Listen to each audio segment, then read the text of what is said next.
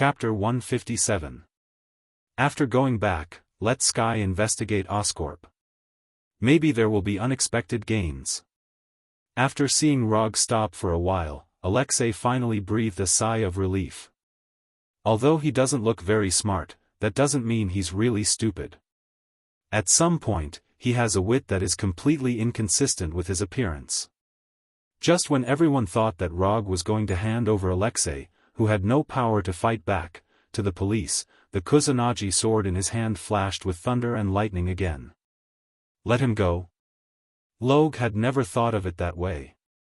Although the information given by Alexei is still valuable, it is far from enough to let him go. And with one less unstable factor like Alexei, New York will be safer.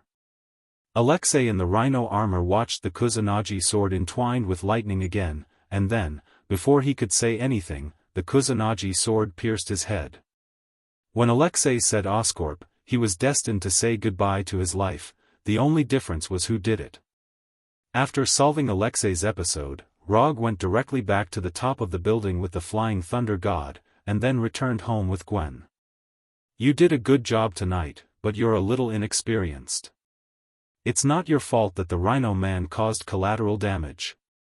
Superheroes are not gods, and they can't protect everyone. It's not a good sign for a newcomer like Gwen to encounter this kind of situation for the first time.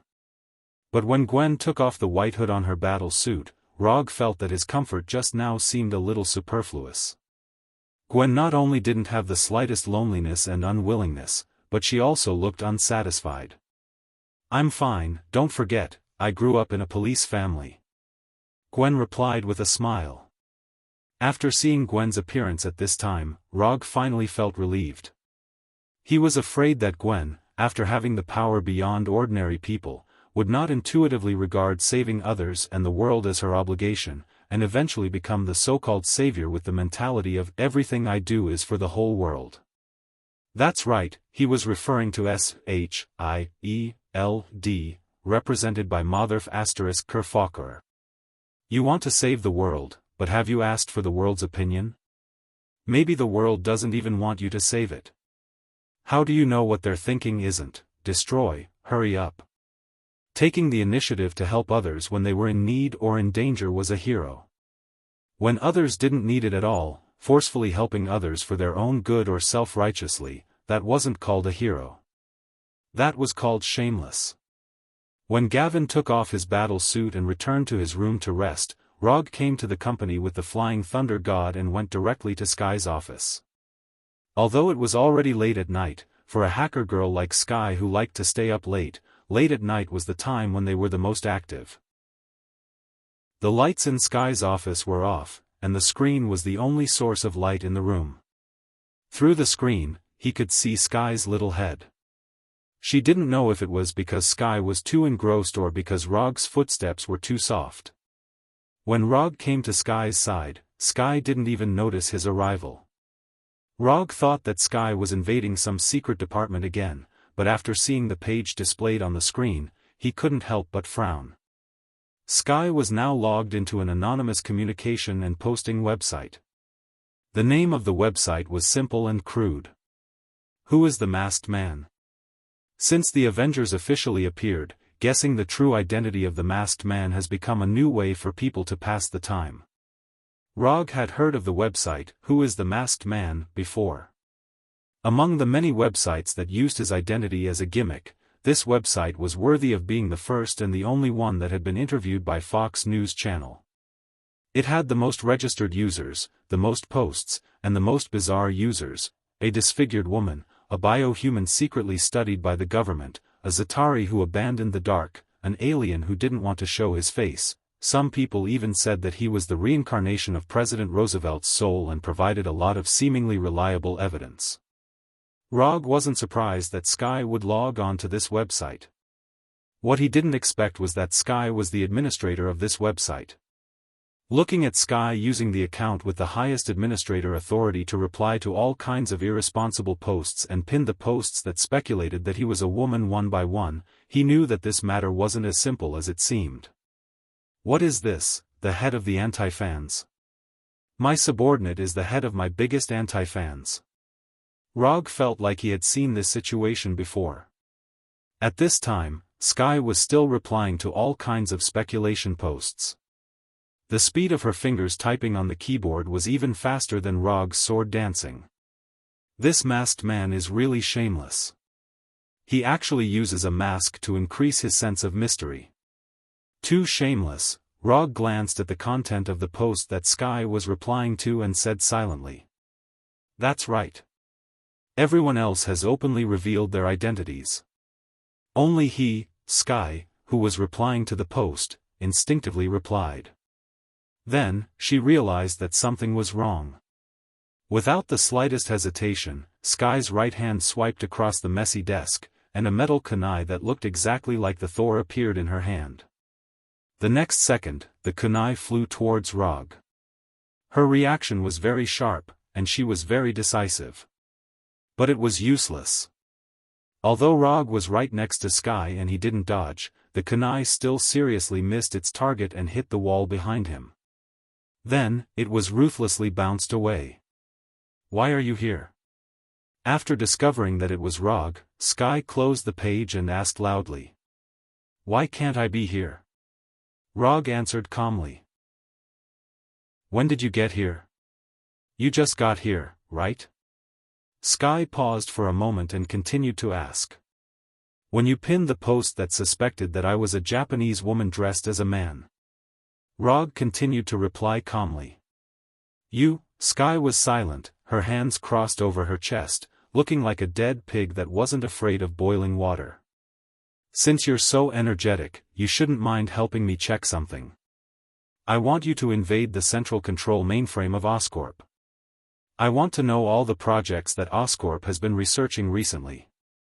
If you need external hardware support, I can let the Punisher or Shadow Clone assist you." Of course, a small rhino armor couldn't arouse his interest. But after knowing that Oscorp might be conducting actual combat tests, he became interested in a bioelectricity project of Oscorp. Chapter 158. As a business giant that can compete with Stark Industries on military orders, Oscorp has a lot of strange research. And without exception, Oscorp's research has the possibility of weaponization and militarization. Although Oscorp has a lot of research projects, there are not many that can interest Rog, especially those that can help him now. In addition to Richard's mutant spider, the only thing that can attract his attention now is Max the Electric Man. But for the time being, he is not sure whether Max the Electric Man has been born. Unlike the Rhino armor, which is a product of some pure purpose, the birth of Max the Electric Man was purely an accident. Max is a talented electrical engineer, and his design even helped Oscorp win a crucial New York power grid project. But unfortunately, Oscorp didn't pay attention to him and regarded him as a dispensable low-level employee. Until Max's birthday, he fell into a water tank with mutant electric eels. If Rog's memory is correct, that's how the Electric Man was born. But he's not sure now whether the Electric Man will be born as he remembers. If the Electric Man is born, then he doesn't mind having a pleasant lightning exchange with the Electric Man. If not, those mutant electric eels can also satisfy his curiosity a little. Rog is not angry? After finding that Rog was not as angry as she thought, several ideas came to Sky's mind. Then, she changed back to her previous fearless appearance. "I can help you investigate all the research projects of Oscorp, but I want a reward." Sky suddenly said. "Reward? What reward do you want?" This is the first time Sky has offered a reward. After being reminded by Sky, Rog remembered that he never seemed to have given Sky any reward. In fact, not only Sky, but even Abomination and Punisher, he didn't give any reward. However, he remembered that Erica would give them a huge sum of money every month as their monthly remuneration. It's better to give them a huge sum of money than to ask for their well-being. Simple and crude, but very effective. "Tell me, what reward do you want?" Since Sky has taken the initiative to ask this question, Rog doesn't mind fulfilling her wish. "It's simple. I hope that you can be my combat instructor." Sky directly stated the reward she wanted, and then she heard Rog's decisive answer. "No, I don't have the time. Change it to another one." Rog rejected Sky's request without hesitation. He could tell at a glance what Sky was up to. She felt that Erica's teaching was too strict, so she wanted to replace him as the coach. Then, she could reduce or even end the training through his reluctance to lay his hands on women. Wasn't this little brat underestimating his intelligence? Rog seemed to have overlooked one point. Sky was actually about the same age as Gavin. Excuses, they're all excuses. Even if you don't have the time, don't you still have those shadow clones that can turn into smoke? Sky also decisively rejected Rog's proposal. Forget it. If you can find out the details of all Oscorp's research projects, I can let the shadow clone train you for a month. Looking at Sky's determined look, Rog chose to take a step back. It was better for the shadow clone to train Sky than for him to train her himself. After reaching a strange deal with Sky, Rog left the company and returned home. Before going to bed, he took the time to complete the last few levels of Berserker's Creed before returning to his bedroom. Berserker's Creed was cleared. What should he play next? Watchcat? Rainbow Six? Or Mysterious Sky Territory? Time flew by, and more than half a month passed unknowingly. Since encountering the unstable factor of the rhinoceros in the first operation, Gavin's following actions have been incredibly smooth. After half a month of continuous action, Gavin also successfully earned her own hero title, Spider-Woman. Just as Rog considered whether to guide public opinion and give Gavin a more pleasant hero name, Gavin herself was very happy to accept the title of Spider-Woman and even accepted an informal interview for it. After a high-level fire rescue. Since Gavin herself had no opinion, Rog was too lazy to make any small moves. And the two titles of the Masked Man and Spider-Woman were a good match. Gavin's side was going well, but Sky's side was in an unimaginable deadlock. More than half a month later, Sky cracked all the databases and firewalls related to Oscorp. Then, she got a lot of useful and useless information and data. It was useful because what she investigated was confidential information about Oscorp. If she was willing to give this information to Oscorp's competitors, Oscorp would not fall to the bottom, but at least it would be badly hurt. But the problem was that this information had no significance to Rog. Through this information, he knew all the projects that Oscorp was now researching. However, he only knew the general idea and name of the project. As for the specific progress and research results of the project, he didn't see a word. Although it was very different from what he imagined, he did find something that interested him. On the feasibility and development of human capacitors, preliminary report on carbon-based bioelectricity, mutant electric eels, biological structural reorganization test on humanoid creatures, there were many similar reports, but they all had only one report name and the submitted funding application. Oscorp's practice of guarding specific research reports made Rog think of Dr. Connors. When Dr. Connors was still honestly presiding over the interspecies genetic research project, Oscorp was not so cautious. However, Rog could still understand why Oscorp had become like this. Every now and then, a good company would be violently invaded by some people. And every invasion, something would be lost more or less.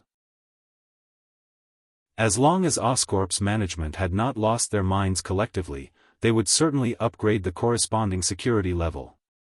After more than half a month of trying, it was basically certain that the Gentle and Kind Way could not get the desired information from Oscorp.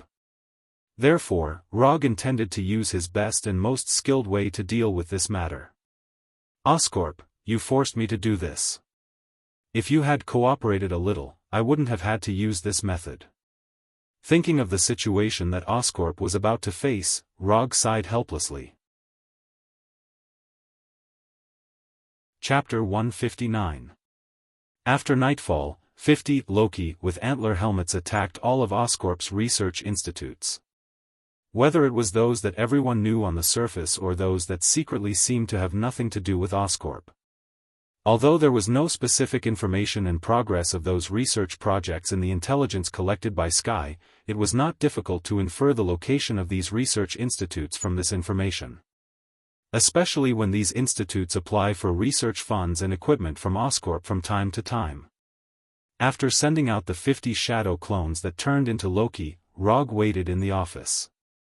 While waiting for the shadow clones' feedback, he was not idle, but opened a game guide and browsed it. After clearing Berserker's Creed, he was thinking about which game to continue to play. After some careful and unreasonable consideration, he chose another game called Miyazaki Old Thief's Malice, Unparalleled Black Souls 3. Cutting the grass, don't be afraid, just do it.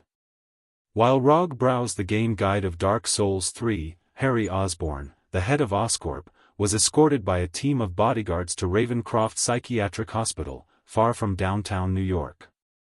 Since half a year ago, Norman Osborn, the founder and chairman of Oscorp, was bedridden because of his family's genetic disease. Harry, who was only 20 years old, was brought back from school by Norman and took over the business empire with a market value of hundreds of billions of dollars. Relying on his own outstanding ability, Harry, who was only 20 years old, not only successfully controlled the company's elders, but also further improved Oscorp's market share. Now, Harry Osborn is known as another young business leader after Tony Stark. The grievances between Stark Industries and Oscorp have once again become the focus of attention.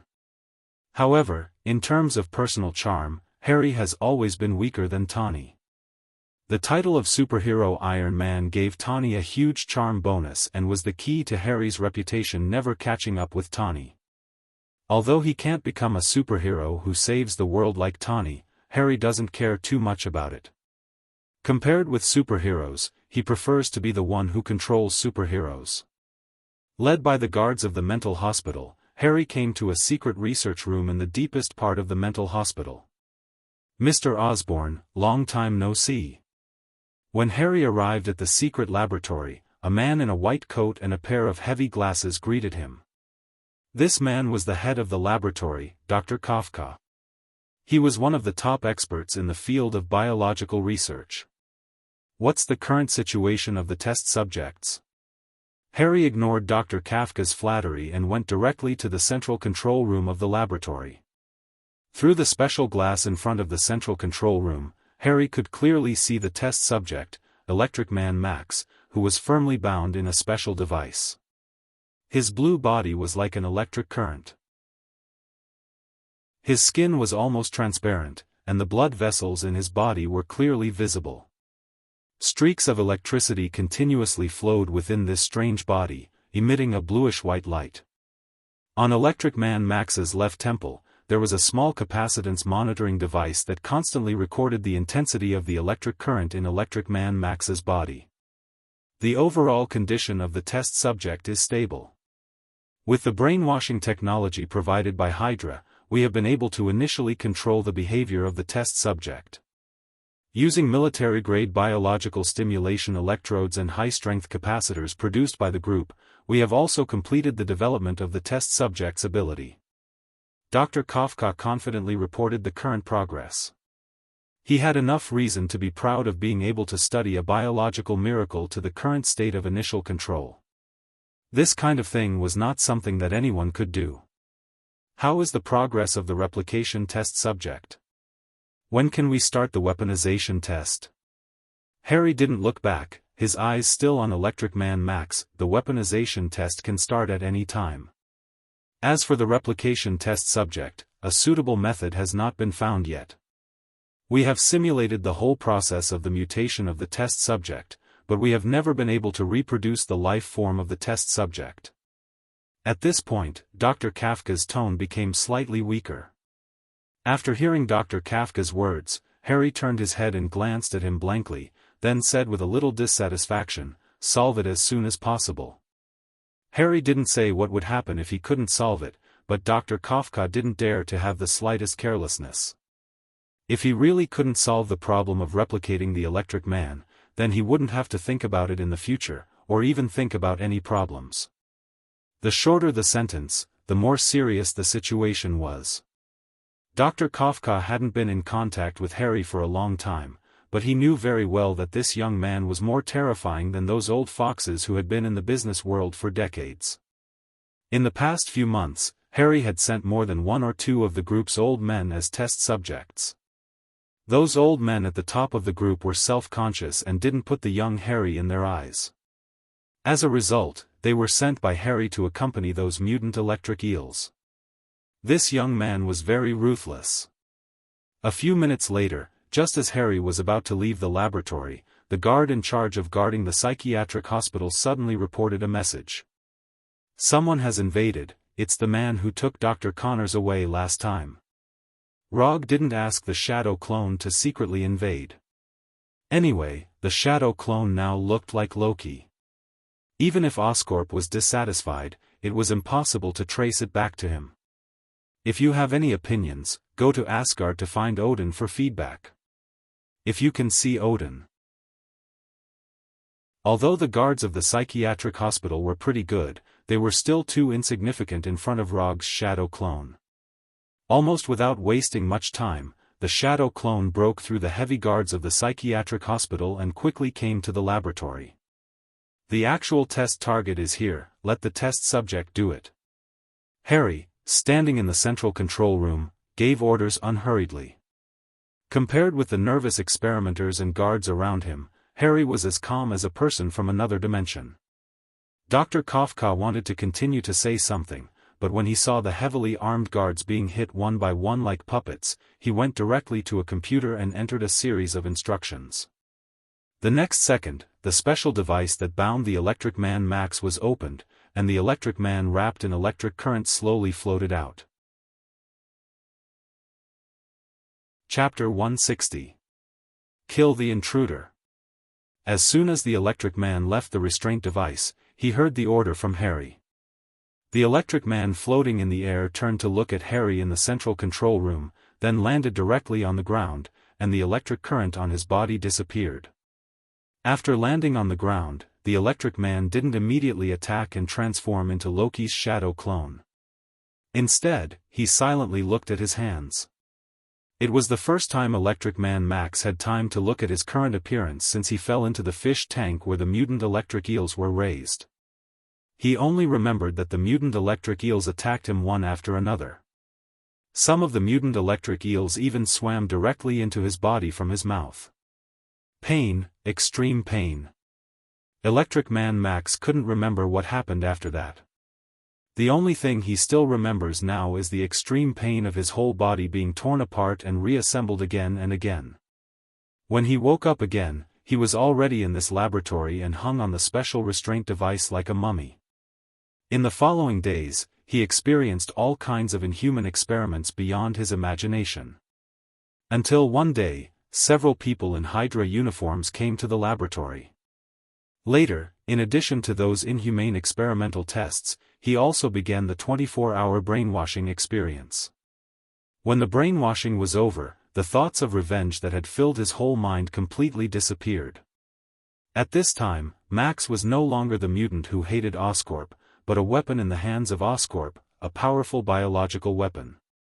After silently examining his hands and his current body, Electric Man Max raised his head to look at his doppelganger. Without any hesitation, Electric Man Max raised his right hand directly, and an electric current gushed out of his palm in an instant, like real lightning striking the shadow clone. Although the shadow clone is not the main body, the shadow clone can basically do what the main body can do. Except for a little weak resistance, the shadow clone can basically be equivalent to the main body. At the moment when Electric Man Max raised his right hand, the shadow clone also launched an attack at the first time. Lightning release, Chidori sharp spear. Electric Man Max's right hand and the shadow clone's right hand emerged with a strong current at the same time. The only difference is that the Chidori sharp spear in the hand of the shadow clone has a complete form. The current emitted by Electric Man Max maintains the original irregular form of the current. Sizzle. The electric current shot out by Electric Man Max instantly collided with the shadow doppelganger's Chidori sharp spear, producing a series of ear-piercing electric current sounds. Bang bang bang bang, the irregular electric current was in a deadlock with the Chidori sharp spear. The electric current generated by the collision of the two kept striking the surroundings, making the originally dark laboratory suddenly brighten up. All kinds of metal instruments were hit by the electric currents that were running around. Then, without any suspense, they exploded and turned into fireballs. Compared to the devices that had exploded due to the electric shock, the guards close to the Electric Man Max and the Shadow Doppelganger were in an even worse state. If the metal instrument was hit, it would at most explode. However, if these guards were to be struck by the electric current, their lives would be taken away. When a few unlucky guards were instantly killed by the electric current, the remaining guards did not hesitate and retreated, no longer interfering in the inhuman battle between the electric figure and the shadow clone. Water release, water iron cannon. When the Chidori sharp spear was blocked by the electric current shot out from the electric figure's hand, the shadow doppelganger raised its left hand and directly shot the electric figure. The water iron cannon's liquid bullet arrived in front of Electric Man Max at a speed faster than the speed of sound. Then, it directly pierced through Electric Man Max's head. No, it was not pierced through. The moment the liquid bullet arrived in front of Electric Man Max's head suddenly changed from a stable biological form to a pure energy form. The liquid bullet flew into Electric Man Max's head and was instantly vaporized. Although the liquid bullet had an extremely strong penetrating power, in the end, it was just a ball of water condensed with chakra. While he was energizing his head, Electric Man Max didn't stay idle. He also raised his left hand. Just when everyone thought that Electric Man Max would use his left hand to shoot the electric current, Electric Man Max directly used himself as the center and erupted with an energy storm formed completely by lightning. When Electric Man had just unleashed the lightning storm, the Shadow Doppelganger had already planned to leave the laboratory with the Flying Thunder God. However, when the Shadow Doppelganger connected to the Flying Thunder God technique in the outside world, the Shadow Doppelganger directly gave up the idea of Flying Thunder God. I'm a person who has no feelings for information. Since the information is in my hands, then what happens next is none of my business. The Shadow Doppelganger must have the awareness of a Shadow Doppelganger. It must not steal the limelight from the original body. Thus, the Shadow Doppelganger ended the Chidori sharp spear in its right hand and allowed Electric Man's lightning storm to hit it. Bang! After being hit by the lightning storm, the Shadow Doppelganger turned into a cloud of smoke without any suspense. At the same time, it fed back the information it obtained to the original body. Rog, who was browsing through the Unparalleled Onyx Soul strategy in the office, immediately received the feedback from the Shadow Doppelganger. Then, he came to a conclusion. This Shadow Doppelganger had a lot of personality. If he could work less, he would work less. If he could be at the bottom, he would not be at the top. This lazy character was exactly the same as him. Harry, who had been expressionless, finally changed his face when he saw the intruder fighting with Electric Man Max turned into a cloud of smoke and disappeared. Although he didn't deal with Rog, he heard from Hydra that this kind of doppelganger would turn into smoke after being attacked. Rog, the masked man of Konoha Private Military Company. For ordinary people, the identity of the masked man is a secret. But for those who have enough channels, it's easy to know that Rog is the masked man. Harry Osborn happens to be such a person with enough channels. It was he who took Dr. Connors away. Is he targeting Oscorp? Is it a black dog? It's a bit interesting. The intruder was Rog's Shadow Doppelganger, so it should also be his Shadow Doppelganger who took Dr. Connors away from the laboratory. Dr. Connors had been handed over to Oscorp, and Dr. Connors had been taken away. Harry is not only no stranger to this kind of black dog routine, but he is also very familiar with it. When he first took over Oscorp, he used this method a lot. For a while, Harry had the idea that he was the same kind of person as Rog. Chapter 161. At this time, Rog didn't know that Harry had regarded him as the same kind. Now he is selecting the ninjutsu he needs from the system's exchange page. To be precise, it's a sealing technique. Electric Man Max was able to turn his body into energy, which meant that most of his attacks would not be able to do any harm to Max. However, this doesn't mean that he has no way to deal with the Electric Man. Since the enemy can energize his body, then he just needs to seal the opponent's ability. Energization is indeed a very difficult ability to deal with, but it's far from unsolvable. In the system's exchange page, there is a page dedicated to the exchange of sealing techniques. Susanoo Tatsuka Sword, Chibaku Tensei, 6 Paths, Chibaku Tensei, Immortal Method, Magnetic Release Rasengan, Immortal Method, Bright God Gate. Looking at these exchange icons shining with golden light, Rog directly chose to ignore them. To deal with an Electric Man, he doesn't need these advanced goods. It didn't take long for him to choose the sealing technique he needed this time. For Symbol's seal, plus a King Kong seal that can both attack and defend. These two ninjutsu directly consumed 70 ninja coins, making his unconsumed ninja coins amount to 305. After the Battle of New York, he didn't slack off. Especially after accepting the commission from Oscorp, he executed the commission for several months in a row, making his unconsumed ninja coins amount to 375. The two ninjutsu only added up to 70 ninja coins.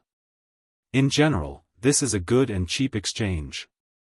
After completing the exchange, Rog didn't go to Ravencroft Psychiatric Hospital immediately. Instead, he first practiced these two ninjutsu in the office before transforming into Loki and teleporting there. Although the ninjutsu used when he attacked may be recognized, the disguise still needs to be done. This is a matter of attitude. Regardless of whether this disguise is useful or not, he still needs to be cautious. Rog, who had transformed into Loki, arrived at the Thor teleportation point closest to Ravencroft Mental Hospital. Just as he was about to teleport to the mental hospital, he saw the Electric Man in a special battle suit flying out of the mental hospital. Electric Man Max had no intention of hiding his existence at all. He flew through the air in an arrogant manner, drawing a bright arc in the night sky at the same time. Where was this guy going? Rog thought that Electric Man Max was going to leave New York, but Electric Man flew in the opposite direction. Not only did the Electric Man show no signs of leaving New York, but he also flew directly to Times Square. Rog seemed to have guessed the guy's plan when he saw the Electric Man flying arrogantly across the night sky without hiding his tracks. Did he want to use a grand enough stage to announce his debut? Times Square was a famous neighborhood in New York. It was known as the crossroads of the world. It was a landmark with high popularity in the whole world. Appearing in such a place, as long as the next day was not the end of the world, it could basically be regarded as a scheduled headline for the next day's newspaper. Now that the destination of Electric Man had been predicted, Rog naturally did not need to follow him and teleported directly to the top of a building near Times Square. After the teleportation, he also lifted the effect of the transformation technique on his body. Although he did not know why Max the Electric Man had done this, or what Harry Osborn had in mind. But since the other party wanted to play, he didn't mind playing with them. Without any hesitation, he psychically brought out his signature equipment. Wearing the 3-tomo mask, the Thunder Fan and the Kusanagi sword, Rog patiently waited for the arrival of Electric Man. It didn't take long for Electric Man, who had been showing off all the way, to come to the sky above Times Square. Then, under the watchful eyes of the public, there was a superhero-like descent. Boom! Like a bolt of lightning falling from the sky, it hit a deep pit on the ground. Then, Electric Man, who was kneeling on one knee, slowly stood up and opened his arms to the frightened crowd in front of him. I, Electric Man, am on the stage. As he expected, after his appearance, the crowd that had gathered in the square suddenly dispersed and left quickly as if they were escaping a disaster. At the same time, the reporters who had been interviewing in the square also pointed their cameras at him. In the next second, the face of Electric Man, which was very different from that of human beings, appeared on the outdoor display screens around the square. Dozens of large and small outdoor displays around Times Square showed Electric Man Max's face at the same time. This experience, which even superstars may not have, made Electric Man Max feel a long-lost sense of importance and satisfaction. This feeling of being watched by the whole world is really cool. Although it was very different from the scene he had originally imagined, Electric Man Max was still very satisfied with the treatment at this time. Get down. Get on the ground right now. Raise your hands, now. However, Electric Man Max's beautiful experience was quickly interrupted by the New York police around the square. In less than a minute, more than a dozen police officers rushed to the scene and pulled out their pistols from their waists and aimed at him. With the passage of time, more and more police cars rushed over. It didn't take long for more than a dozen police cars with sirens to surround Electric Man Max. The surrounding police officers kept warning Electric Man. After noticing that Electric Man showed no signs of following their warnings, these police officers threw a few smoke bombs at Electric Man. However, as soon as these smoke bombs that exuded irritating gas reached Electric Man Max, they were all knocked away by the electric current on his body. The moment the smoke bombs were bounced away, the surrounding police officers also pulled the triggers of their pistols and rifles. Bang bang bang bang bang. Intense gunshots rang out, and hundreds of bullets flew toward the Electric Man. Faced with the police's attack, Electric Man did not have any intention of dodging. A dazzling electric light flashed around his body. The bullets that flew at high speed hit the electric light and were instantly disintegrated. None of the bullets broke through this layer of dazzling electric light, and none of the bullets hit Electric Man's body. Now, it's my turn. The moment the gunshots ended, Electric Man Max clenched his fists and then swung them down hard. Boom! An energy storm composed entirely of electric current erupted with a loud bang. In the thunderous sound, a dazzling electric current spread in a circle, and the surrounding police officers and police cars were instantly sent flying by the electric current. Chapter 162. Although their positions are different, it has to be said that Electric Man Max's appearance is very impressive. With just a simple display of his superpower, the image of an insufferably arrogant villain was born. After Electric Man Max released Lightning Storm, the policeman who was thrown into the air struggled to stand up and then quickly retreated for a distance. Since the Battle of New York, people all over the world have known that there are all kinds of monsters in the world besides ordinary humans. Aliens, mutants, enhanced people, although these monsters look like humans one by one, in fact, none of them are easy to deal with. And the emergence of superheroes such as the Avengers has also made people understand that monsters should be dealt with by monsters.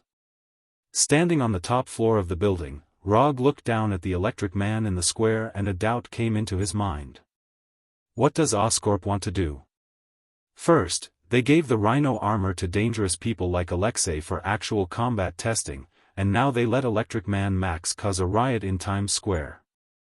Rog knows that Harry Osborn is the young man who is now in control of Oscorp, so he can't understand what Harry Osborn is up to. Harry Osborn is young, but he is definitely not the kind of person who will do these meaningless things because he is young. This guy is definitely planning something. Just as Rog was thinking about what Harry Osborn was up to, Gwen, wearing a black and white spider suit, rushed to Times Square at this time. During this time, Gwen went out to patrol for justice and fight against evil almost every night. So after discovering the riot in Times Square, Gwen did not hesitate and rushed over as soon as possible. When Gwen swayed to Times Square through the spider silk, there was a sudden cheer in the square. Spider-Woman! Spider-Woman! Spider-Woman! Spider-Woman! Gwen has not been in the public eye for a long time, only for more than half a month. But even so, she has gained a lot of fans and even has her own fan support station and derivative toys. As long as there is enough exposure, even if she is just an ordinary person, she can become a superhero in people's hearts. What's more, Gwen is not an ordinary person. Gwen's appearance suddenly took away a lot of the shots belonging to Electric Man Max, and the outdoor display screen no longer showed only Electric Man Max's face. Electric Man Max vs. Spider-Gwen. The battle was on the verge of breaking out. Just when everyone thought that the emerging superhero, Spider-Woman, would have a fierce confrontation with Electro, a sword wrapped in electric current streaked across the night sky like lightning and stabbed into the ground between Gwen and Electro. This was the Masked Man's sword. Although Rog hasn't appeared yet, when people recognized that the Kusanagi sword was his, the crowd once again burst into cheers. The cheers were more than 10 times louder than when Gavin appeared. Spider-Woman was just a new hero that had appeared not long ago, and the enemies she dealt with were just ordinary criminals. But the Masked Man was completely different. This was a superhero who shone brightly when aliens invaded New York. He was a superhero who could deal with the alien soldiers like cutting grass. Although the Masked Man did not appear in public after the battle in New York, it did not mean that people had forgotten his existence. In particular, he suddenly appeared half a month ago and solved the Rhino Man that made the New York police helpless. When Rog teleported to the Kusanagi sword through the Thor, and then pulled out the Kusanagi sword that was inserted into the ground, the cheers at the scene reached a peak, and the outdoor displays around the square all switched to him. "Let me deal with this guy." Rog didn't explain too much to Gwen. After hearing Rog's words, Gwen nodded silently, and then quickly came to the police who were trapped in the police car and rescued them one by one. "Do you have any last words?" Rog raised the Kusanagi sword and pointed the tip of the sword at Electric Man Max. Electric Man Max immediately gave his answer to Rog's impolite inquiry. Electric Man Max raised his hands directly, and a bolt of lightning gushed out of his palms and directly struck Rog, who was dozens of meters away. For these lightning bolts, the distance of dozens of meters can be covered in an instant. At the moment when Electric Man Max raised his hands, Rog also opened his Sharingan for the first time. However, after opening his Sharingan, he didn't want to avoid Electric Man Max. When those lightning bolts came in front of him with an irresistible power, he used ninjutsu. Lightning Release, Chidori. The lightning emitted by Electric Man Max and the lightning gushing out of Rog's body collided fiercely, and a gorgeous and dangerous blazing light suddenly lit up, becoming the most eye-catching existence in the entire square. No one thought that Rog would use this method to resist the attack of Electric Man. Even Electric Man Max himself didn't expect that the lightning he emitted could be blocked like this. The lightning emitted by Electric Man Max seems to be omnipresent, but in the end, it's just ordinary electric current. It's not impossible to block this attack with Chidori, which also has the lightning attribute. Only magic can fight against magic. Similarly, only thunder and lightning can fight against thunder and lightning.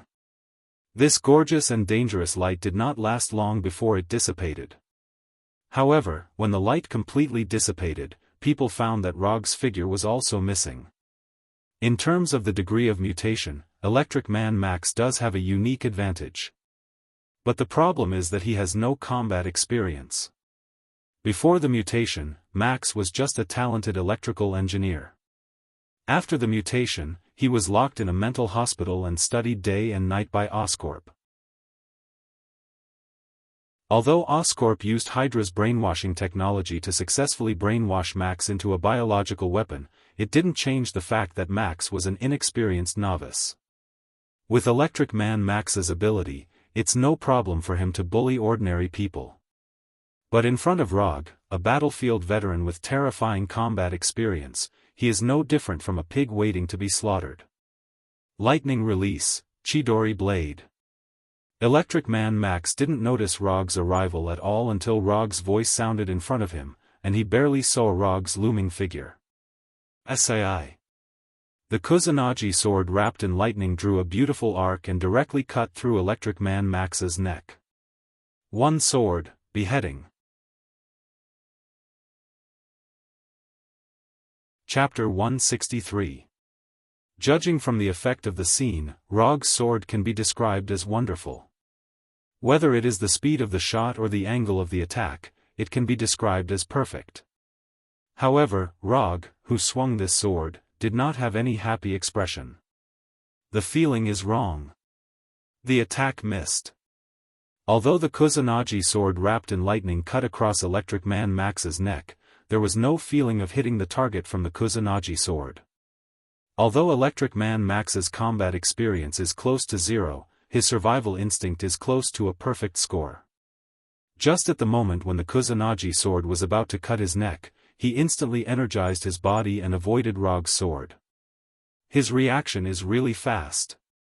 After the sword missed, Rog did not hesitate and directly used the body flicker technique to retreat dozens of meters away. It was not until Rog completely retreated that Electric Man Max recondensed his body into a human form. If he had not energized his body in time, then he should have become a corpse on the ground by now. The pressure of death made Electric Man Max put away all his arrogance and looked at Rog not far away with a dignified expression. When he left the mental hospital, Harry Osborn reminded Electric Man to be careful of people wearing masks. Electric Man Max didn't quite understand what it meant, but now he finally understood why Harry Osborn gave such a reminder. The guy with the mask is dangerous, very dangerous. But even so, Electric Man Max still did not have any fear or fear. The current me is no longer that submissive existence from before. Now I am very strong, very strong. Electric Man Max began to fully stimulate the energy in his body, and electric currents of different colors appeared around him, and his whole body became extremely bright, as hot and dazzling as the summer sun. Is this a big move? In that case, I will play with you seriously. Looking at the Electric Man who was getting brighter and brighter, Rog lifted the Chidori flow on his body. Then, the light blue chakra coat began to cover his whole body. It was different from the chakra coat he used in the past. This time, the chakra coat was slightly different. On the light blue chakra's coat, visible lightning bolts could be seen moving around continuously. Rog's body was completely activated. It was an armor that wrapped lightning around the body, increasing the toughness and speed of the body, and activating the body. This was the lightning chakra mode with the lightning armor. His speed, defensive ability, and nerve conduction speed were all greatly improved at this moment. When Rog entered the lightning release chakra mode, Electric Man Max had finally finished the initial stage of charging. Electric Man Max let out a loud roar, and a lightning storm far stronger than before was instantly born. Boom! With Electric Man Max as the center, violent electric currents spread out in all directions, wantonly destroying everything around him. The ground, cars, buildings, street lamps, police officers, onlookers, the violent electric currents swept through the surroundings like a hurricane, and the bustling Times Square suddenly disappeared. Instead, it was replaced by a mess like a battlefield. When the lightning storm destroyed everything around it with irresistible force, a figure stood firmly on the ground, facing the attack of the lightning storm head-on, as motionless as a mountain. That's it? A big move with such a long lead time is only this powerful? After standing in place and resisting Electric Man Max's move, Rog couldn't help but feel a little disappointed. I deliberately entered the lightning release chakra mode, and this is all you showed me? Aren't you looking down on me too much? Rog thought that Electric Man Max could bring him a fairly pleasant battle, but it turned out that he thought too much. As far as the current situation was concerned, Electric Man Max only knew 3 moves. Electric Shock, Lightning Storm, Energy Body. Although the move just now was a little stronger than the previous Lightning Storm, in the end, it was just a lightning storm. In that case, I'll finish you quickly. With a thought, Rog's figure disappeared from everyone's sight again.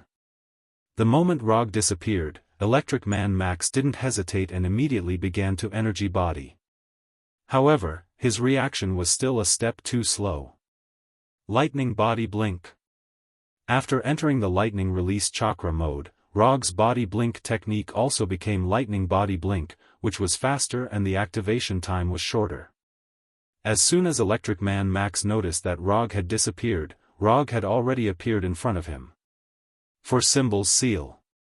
Under Electric Man Max's gaze, Rog's left hand wrapped around chakra pressed on his chest. In an instant, a seal with spiral patterns appeared on Electric Man Max's chest.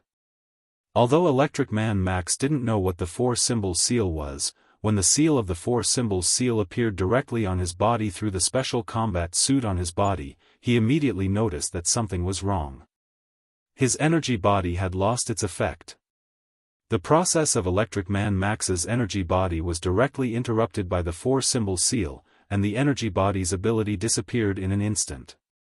"You're not just weak." Rog's voice rang in Electric Man Max's ears, and then he was completely sent flying. The four symbols seal was a powerful sealing technique that used the cycle of the four symbols to seal evil, and it had an extremely powerful sealing effect. Whether it was a powerful enemy or an evil demon, they could all be sealed with the four symbols seal. Although Electric Man Max wasn't strong, nor was he an evil demon, this didn't stop Rog from using the four symbols seal to deal with him. Moreover, he didn't plan to seal Electric Man Max into his body or some tool. What he wanted was to use the four symbols seal to stop Electric Man Max from energy body transformation. Rog wasn't very sure if the four symbols seal could stop Electric Man Max from energy body transformation, so in addition to the four symbols seal, he also exchanged for the Vajra seal. However, judging from the current situation, the four symbols seal was more than enough. Without the ability to transform his body into energy, Electric Man Max was just a sandbag that could discharge electricity, and a sandbag that had a limited amount of electricity. The battle that followed was simple and dull. In front of Rog, who had entered the lightning chakra mode, Electric Man Max didn't even have a chance to fight back. All the electricity in his body was violently drained by Rog. In the end, under everyone's gaze, Electric Man was taken away by Rog with the flying Thor, completely disappearing from Times Square. Rog didn't kill Electric Man directly because before killing him, he still had some small experiments that required Electric Man's cooperation. Chapter 164. Rog didn't take Max back to Dr. Connor's laboratory, but took him to the forest where he practiced Mokuton before. Dr. Connors couldn't help him with the experiments he wanted to do, and some of them were not suitable for children. After teleporting to the forest he didn't know the name of, he threw Max, who had no resistance, on the ground. Then, he used the auxiliary skills he got when he exchanged Sage Mode. Inherent Enchantment, Shikatsu Forest. In an instant, the forest in front of him was replaced by Shikatsu Forest, and the natural energy in the air became rich. Although Electric Man Max had used up all the electricity in his body, he did not pass out because of this. He didn't know if it was because of his intuition, but when he saw the forest in front of him was replaced by Shikatsu Forest, he suddenly felt an extremely dangerous signal in his heart. Although I don't have any personal grudges with you, you should know very well that sometimes the world is so unreasonable. If there is a next life, try not to meet me. Rog looked down at Max, who was lying on the ground, and said silently. Then, he came to the front of Max. In the next week, Rog came here every day to cast Inherent Enchantment, Shikatsu Forest, and at the same time to do what he wanted to do with Max. To be precise, he was studying the secrets of Max's energized body. It's not only the well-known ninja with multiple genders who has the spirit of scientific research. Rog also has a strong spirit of scientific research sometimes. And by studying Max, he can also help him further develop his own lightning ninjutsu. Time flies, and it was December in a blink of an eye. As early as a few months ago, Max was personally sent to death by Rog. Because of Max's selfless dedication, he successfully developed several new lightning ninjutsu, and his understanding and mastery of lightning release, chakra mode has also been further improved. In these few months, the world was very peaceful. Except for a terrorist called Mandolin that occupied the headlines for several months, everything was quite good. As soon as Mandolin appeared, he gave the US government a few tight slaps in the face. Attacking an overseas base of the United States, launching a terrorist attack within the United States, and openly releasing a provocative video. Because of Mandalin's strong appearance, the small commotion caused by the rhinoceros and the electric man in New York instantly died down. All the news channels focused their attention on Mandalin, the superstar among the terrorists. Live broadcast has been interrupted due to a cyber attack. An American airline has been hijacked. The entire country is on high alert. Where is Mandalin? Search the entire world. The president responds to the threat of Mandalin and vows to eliminate the terrorists. He could see news reports related to Mandalin if he turned on any channel.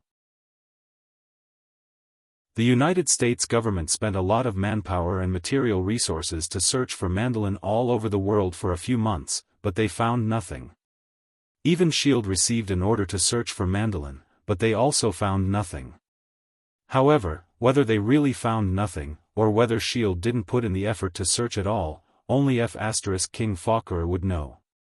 So far, the only clear information was that Mandalin was related to the Ten-Ring gang that kidnapped Tawny. However, Mandalin obviously had no intention of hiding this, because at the end of the provocative video, he arrogantly displayed the Ten-Ring gang's logo. My cabinet is actively responding to the Mandalin terrorist incident and will use new manpower and material resources to fight back. He is Colonel James Rhodes. The American people will soon be familiar with this Iron Patriot.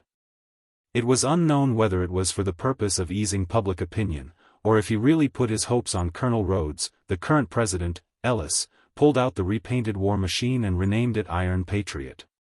However, his approach did not receive the support of the people. Instead, he received a lot of ridicule from the media. It's still the same battle suit, but painted red, white, and blue. He also renamed it Iron Patriot to avoid being recognized if the paint is too thin. Is this how President Ellis responded? He took out the old war machine and repainted it. This is too smart. At this time, Rog was bored watching the news in his office, and at the same time, he was thinking about whether to go to Los Angeles. If he remembered correctly, Tawny had a fight with the real Mandalin, and in the end, there was a fireworks show with a full Iron Man suit. Just as he was thinking about whether to go to Los Angeles, he suddenly saw the live broadcast of Tawny declaring war on Mandalin. I have a small greeting to give to this Mandalin. I just thought of the words. My name is Tawny Stark. You are not terrible, because you are just a coward. I'm ready, you wait to die, man, I will kill you with my own hands. This is not about politics, I want to take revenge on you for a personal grudge. This has nothing to do with the Department of Defense. It's a personal grudge between you and me. Let's have a fair fight. This is my address, 10880 Marbury Port, 90265, I will open the door to welcome you. After that, Tawny picked up the mobile phone of the man in front of him and threw it hard at the stone pillar next to him. After throwing the man's mobile phone, Tawny also said to the man, "Sue me," and then boarded his Audi R8 and left the hospital. He's very angry. Although he only watched the live news, Rog could already guess why Tawny was so angry. For Tawny, there are not many friends who can get his approval. And his driver and bodyguard, Happy, happens to be one of them. Sure enough, after a casual search on the internet, he found the news that Happy was injured in a terrorist attack. Rog picked up the phone on his desk and dialed Erica's internal number. Erica, help me book a first-class ticket to Los Angeles, the sooner the better. If there is no flight, a private jet will also do. Although Mandalin belonged to Tawny's exclusive dungeon, he should not mind having one more person when clearing the dungeon. More than an hour later, when Rog arrived at JFK Airport alone, he received a call from Tawny. To be precise, it was a call from Little Pepper. Rog, are you free now? We need your help. As soon as Little Pepper's voice sounded, Tawny's voice followed. Hey, buddy, it's nothing, just a small terrorist, I can handle it myself. Before Rog had time to speak, there was a serious quarrel on the other side of the phone. After waiting silently for a few minutes, Tawny's voice sounded again. Well, buddy, I need your help. You should know my address. I'll wait for you at home. I'll be there in 5 hours. Chapter 165. After more than 5 hours of flight, Rog successfully flew from New York to Los Angeles. Then, he came to Tawny's seaside mansion located at 10880 Marbury Harbor. Or rather, the seaside ruins. Fire trucks, police cars, news interview vehicles, all kinds of vehicles were densely packed on the road in front of Tawny's mansion, making the originally wide road impenetrable. "Sir, you can't go in." Rog squeezed through the crowd of onlookers and was stopped by the police in front of the cordon. "You'll let me in." He raised his sunglasses slightly and exchanged glances with the police officer. Then, the police officer took the initiative to let him in. This is just a simple use of the Sharingan's hypnotic ability, it's not even a genjutsu. Ignoring the busy investigators and firefighters, Rog went directly to Pepper, who was standing on the edge of the ruins. At this moment, little Chili Pepper's eyes were staring blankly into the distance, her hands holding onto a battle helmet with obvious cracks. "Sorry Pepper, I'm late." Pepper is just a nickname. Although Rog has a good relationship with her, he has never called her by a nickname. "Rog, Tawny," upon hearing Rog's voice, little Chili Pepper finally returned to her senses and turned to look at him. Her eyes immediately showed signs of tears. "Tawny is still alive, you don't have to be too sad." Although Rog didn't see the scene at the time, he was sure that Tawny was not dead. Because he saw a faint red signal light shining in the cracked helmet in Pepper's hand. "Put on the helmet and you'll know, Tawny should have left you a message." It was only then that Pepper noticed the signal light and quickly put on the helmet. A minute later, Pepper took off the helmet, and there was no longer any sadness on her face. "Let's go find Tawny now." After knowing that Tawny was okay, Pepper also calmed down and changed back to the powerful president of Stark Industries. "Don't worry now, Tawny can protect himself, he's Iron Man. And, if you want to solve the mandolin problem, you don't have to go so far." After that, Rog pointed to Maya Hansen not far away. Tawny was now taken to some corner of Tennessee by J.R.V.I.S. Instead of wasting energy to find Tawny, it's better to start directly with Maya Hansen. As for Tawny's safety, it's not a matter of concern. If this world has a so-called world consciousness, then Tawny is the chosen one. Even if Rog is killed by some big shot, Tawny may not die. Maya Hansen? Is she related to Mandolin? Little Chili Pepper looked at Maya Hansen in disbelief. It might be a little complicated to explain, and this isn't a good place to do so. Can you find a quieter place? Compared with a stranger she just met, Pepper obviously believed in Rog more and immediately said, "No problem, come with me." A few minutes later, Pepper drove her Audi S7 and took Rog and Maya Hansen away from the ruined mansion. Rog didn't know where Pepper would take them, but it didn't matter. Anyway, as long as the place was quiet enough and there were no outsiders waiting. Pepper drove the car without saying a word, Maya Hansen sat in the passenger seat, and Rog stayed alone in the back. After getting in the car, Pepper simply introduced Rog's name, and then put all her attention on driving. Maya Hansen, sitting in the passenger seat, quickly noticed that the atmosphere was not right, but she obviously had no choice at this time. More than 20 minutes later, Pepper brought Rog and Maya Hansen to a not-so-luxurious hotel and quickly checked in. As soon as they entered the hotel room and sat down, Pepper asked Maya Hansen, "Why did you come to my house today? What's so important that you have to talk to Tawny face to face?" "I think my boss is working for Mandolin." Maya Hansen answered Pepper's question without any change in her expression. However, as soon as she answered, Rog suddenly laughed. "What's wrong?" Maya Hansen turned to look at Rog. "I thought of something happy." Rog replied in a low voice. "Your boss is working for Mandolin, how is that possible? Tawny clearly said that you're a botanist." Pepper continued to ask Maya Hansen.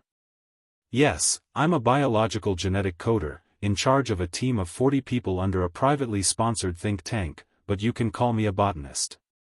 Maya Hansen answered Pepper's question seriously once again, and then they heard Rog's laughter again. What are you laughing about? Maya Hansen's tone became a little dissatisfied. I thought of something happy again. Rog replied, controlling his laughter. Although she knew that Rog was doing it on purpose, Maya Hansen really could not do anything about it at this time. She could only glare at him hatefully, warning him to stop causing trouble with her eyes. What's your boss's name?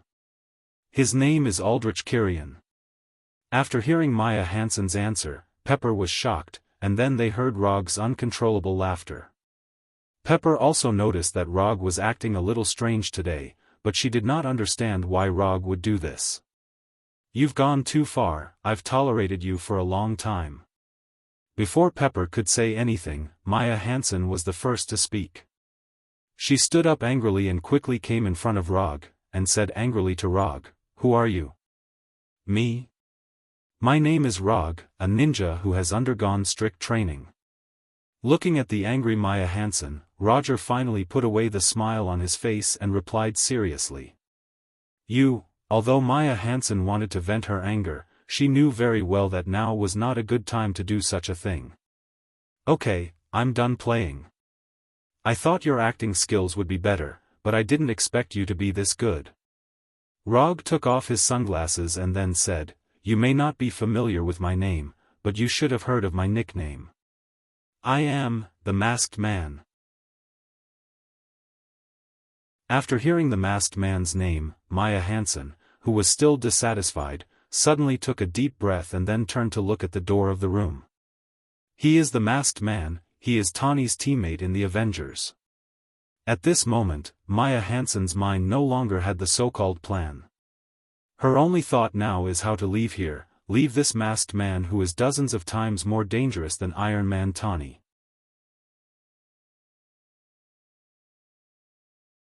Chapter 166. Give up those unrealistic ideas, I don't want to be rough with women.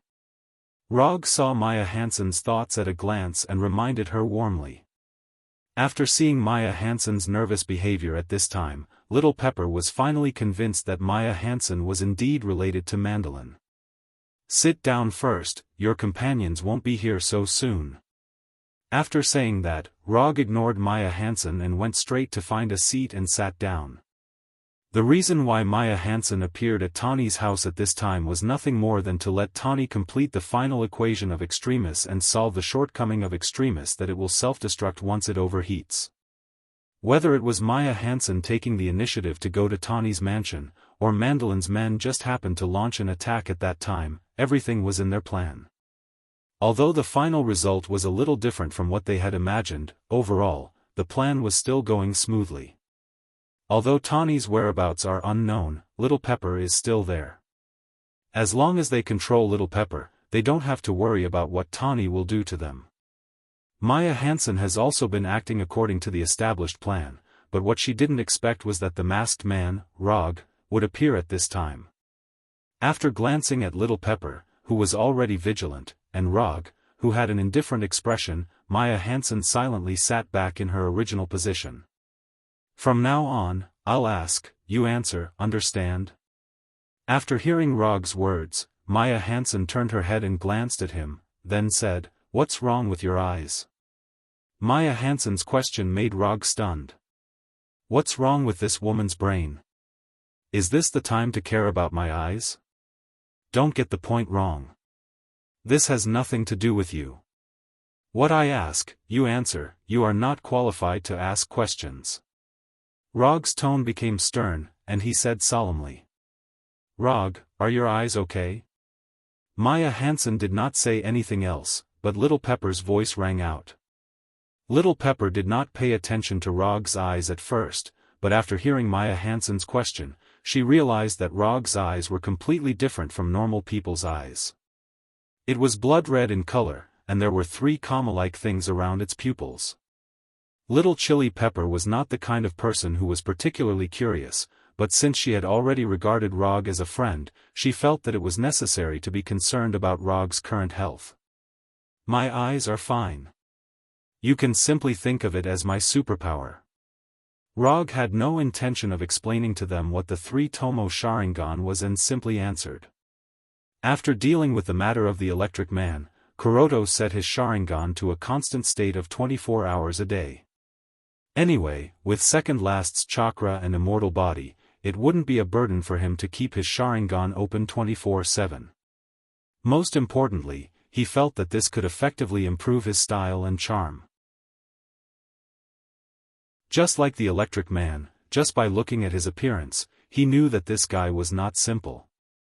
Now back to the topic, where is Aldrich Kirian now? Rog has no interest in the mandolin on the surface, that guy is just a stage actor. But Aldrich Kirian was different. To a certain extent, this guy was considered a decent talent. And Rog is very interested in the extremis on him. I don't know. Maya Hansen replied quickly. But as soon as she finished speaking, she saw Rog's displeased look and immediately added, I really don't know, unless he takes the initiative to find me, I can't contact him at all. Rog did not use genjutsu on Maya Hansen, but he silently used the hypnotic ability of Sharingan. Maya Hansen is just an ordinary person. She can't resist the hypnosis of Sharingan, so it is basically certain that she is telling the truth now. Give me the equation of extremis. Since it is impossible to determine the location of Aldrich Kirian for the time being, it is not a bad idea to get the equation of extremis first. Extremis? You want extremis? After hearing the word extremis from Rog's mouth, Maya Hansen really panicked. Except for her and Kirian, not many people know about the existence of extremis. Even those who participated in the experimental transformation did not know the name of extremis, but now, she heard the word from Rog's mouth. How does he know this? This is the highest level of secret, how could he know? Of course, Rog wouldn't tell Maya Hansen how he knew. This was his prophetic ability that belonged to him alone. Since you know about extremis, then you should know that the current virus equation is not stable. Once overheating occurs, the experimental body will self-destruct, unless you can further perfect it. Maya Hansen did not immediately hand over the equation of extremis, but directly told Rog about the flaws in it. You don't have to worry about this, you just have to give me the equation in your hand. At Rog's insistence, Maya Hansen wrote the equation of extremis on white paper, and then reluctantly handed it to Rog. This equation is the most important work of her life, and everything she has done is to completely perfect this equation.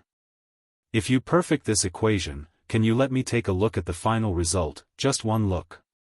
Although she knew that this hope was infinitely close to zero, Maya Hansen still couldn't help but pray to Rog. Let's talk about it when the time comes. After carefully folding the paper with the equation and putting it in the pocket of his jacket, Rog showed a satisfied smile. The equation of extremis is in hand, and the goal of this trip is half completed. Just when Maya Hansen was about to continue to pray to Rog, the door of the room was suddenly violently knocked open, and a big man nearly 2 meters tall walked in. Your companion is here to pick you up. Rog didn't care about the big man who suddenly broke in and raised his right hand and aimed his palm at him. Lightning release, lightning palm.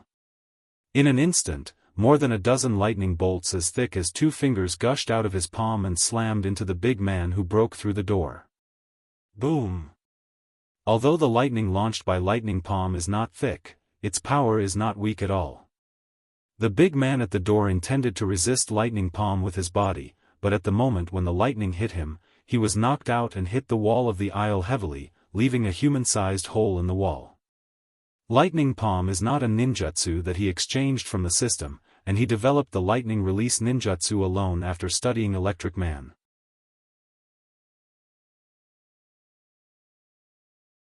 Chapter 167. The big man didn't expect that he would be hit by such a strong lightning strike as soon as he entered the door. Rog's thunder palm not only stunned him directly, but also caused him extremely serious injuries. If he hadn't been modified by extremists, then the thunder palm just now would have sent him to hell without any suspense. He's not dead yet? He's quite resistant. Although the big man who was hit by the thunder palm was extremely embarrassed at this time, and his right arm was directly broken. But he still didn't die. On his body, Rog can also feel an extremely strong aura of life. In fact, it's not quite accurate to say that it's an aura of life. It should be said that it's a strong energy reaction.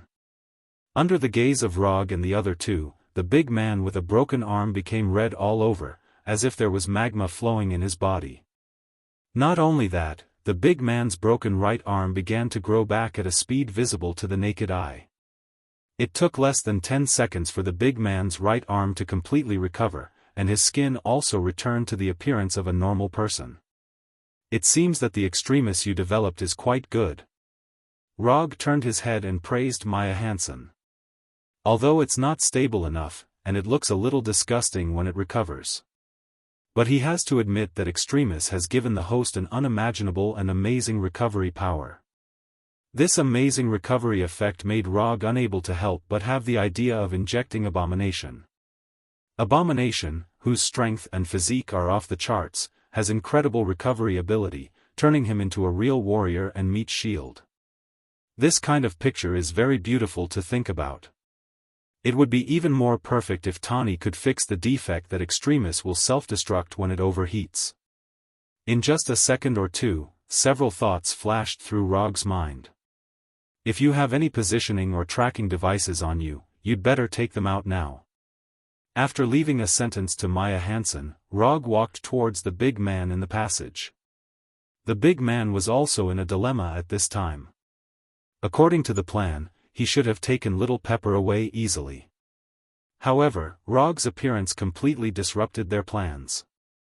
Although he hadn't really fought with Rog yet, through the thunder palm just now, the big man had roughly understood the difference in strength between the two of them. One move can seriously injure him, forcing him to use extremis to repair himself. This kind of enemy was definitely not something he could handle alone. At this moment, the burly man began to regret coming here alone. If he can have a few more companions who have also been transformed by extremis now, even if he still can't defeat Rog in the end, he will at least have a chance to take Little Pepper away. Although the thunder palm that Rog used just now wasn't a powerful ninjutsu, but the loud sound like real lightning still woke up many guests in the hotel. Especially the guests who lived on the same floor as him. One by one, the guests walked out of their rooms and began to search for the source of the noise. Then, they saw the big man in the aisle whose clothes were tattered because he used extremis to repair himself, and the impact crater the size of a person behind the big man. After noticing that more and more guests were focusing their eyes on him, the big man suddenly had a plan. The big man's legs suddenly exerted force, and he pounced to the side like a cheetah, temporarily leaving Rog's sight. Then, without hesitation, the big man went directly to the fire alarm bell and broke the glass on the alarm bell with a punch. At the moment when the alarm bell was broken, a harsh alarm sounded throughout the hotel. After doing this, the big man still had no intention of stopping, and he began to actively urge the extremis in his body. In the blink of an eye, his hands turned red, like the red-hot iron that had just been taken out of the stove. The guests who had walked out of their rooms because of the sound of the palm thunder all revealed terrified expressions when they saw this scene. Here, the Battle of New York must be mentioned again. For ordinary people on the Earth, the Battle of New York is not just a battlefield where aliens invaded the Earth, but also a war that made them understand that there are many monsters in the world they live in. Therefore, when these guests saw the big man whose hands had turned red, they immediately realized that this big man was the so-called monster. Although they don't know whether this big man is a good person or a bad person, for ordinary people, this makes no difference.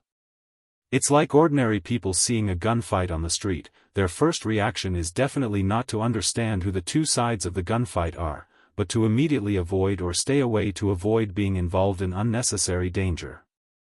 However, just as these guests planned to return to their rooms or run directly to the safe passage, they were immediately drenched. The hotel's fire protection system was activated.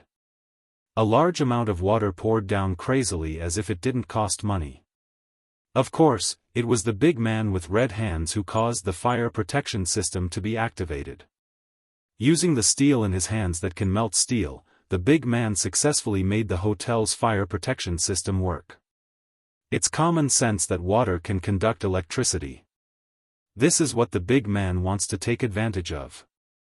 After getting wet, it's easier to be hit by Rog's lightning. But at the same time, it will also cause the lightning to accidentally injure others. For example, Little Pepper, who is in the same room with Rog. And with the spread of the water, it can also effectively dissolve the lightning attack that is enough to seriously injure him. If the lightning only hits him, of course, it can seriously injure him in one move. But if there are others to share the damage, then the threat of the thunder palm will naturally decrease a lot. After seeing that Rog didn't immediately attack when he walked out of the door, the corner of the big man's mouth unconsciously raised. The bet was right. This guy doesn't dare to accidentally injure others. However, what the big man didn't expect was that the reason why Rog didn't immediately attack was not because he was worried about accidentally injuring others, but because he was thinking about a somewhat serious problem. Wait a minute, where should I buy a new set of clothes? If you want to fight, just fight. Why do you have to wet people's clothes? After letting out a helpless sigh, Rog turned his gaze back to the large man. For some reason, when Roger raised his head to look at him, the burly man suddenly felt an instinctive sense of danger from his body. Danger, run. The moment this thought appeared in the big man's mind, Rog also appeared in front of him like a ghost. Lightning body blink. Before the weak electric current that wrapped around Rog's body dissipated, his right hand grabbed the big man's neck and lifted him up. Discharger, 1,000,000 volts. The big man who was lifted up by Rog didn't have time to counterattack. A visible electric current directly appeared on his body. Along with the electric current, the big man screamed in extreme pain.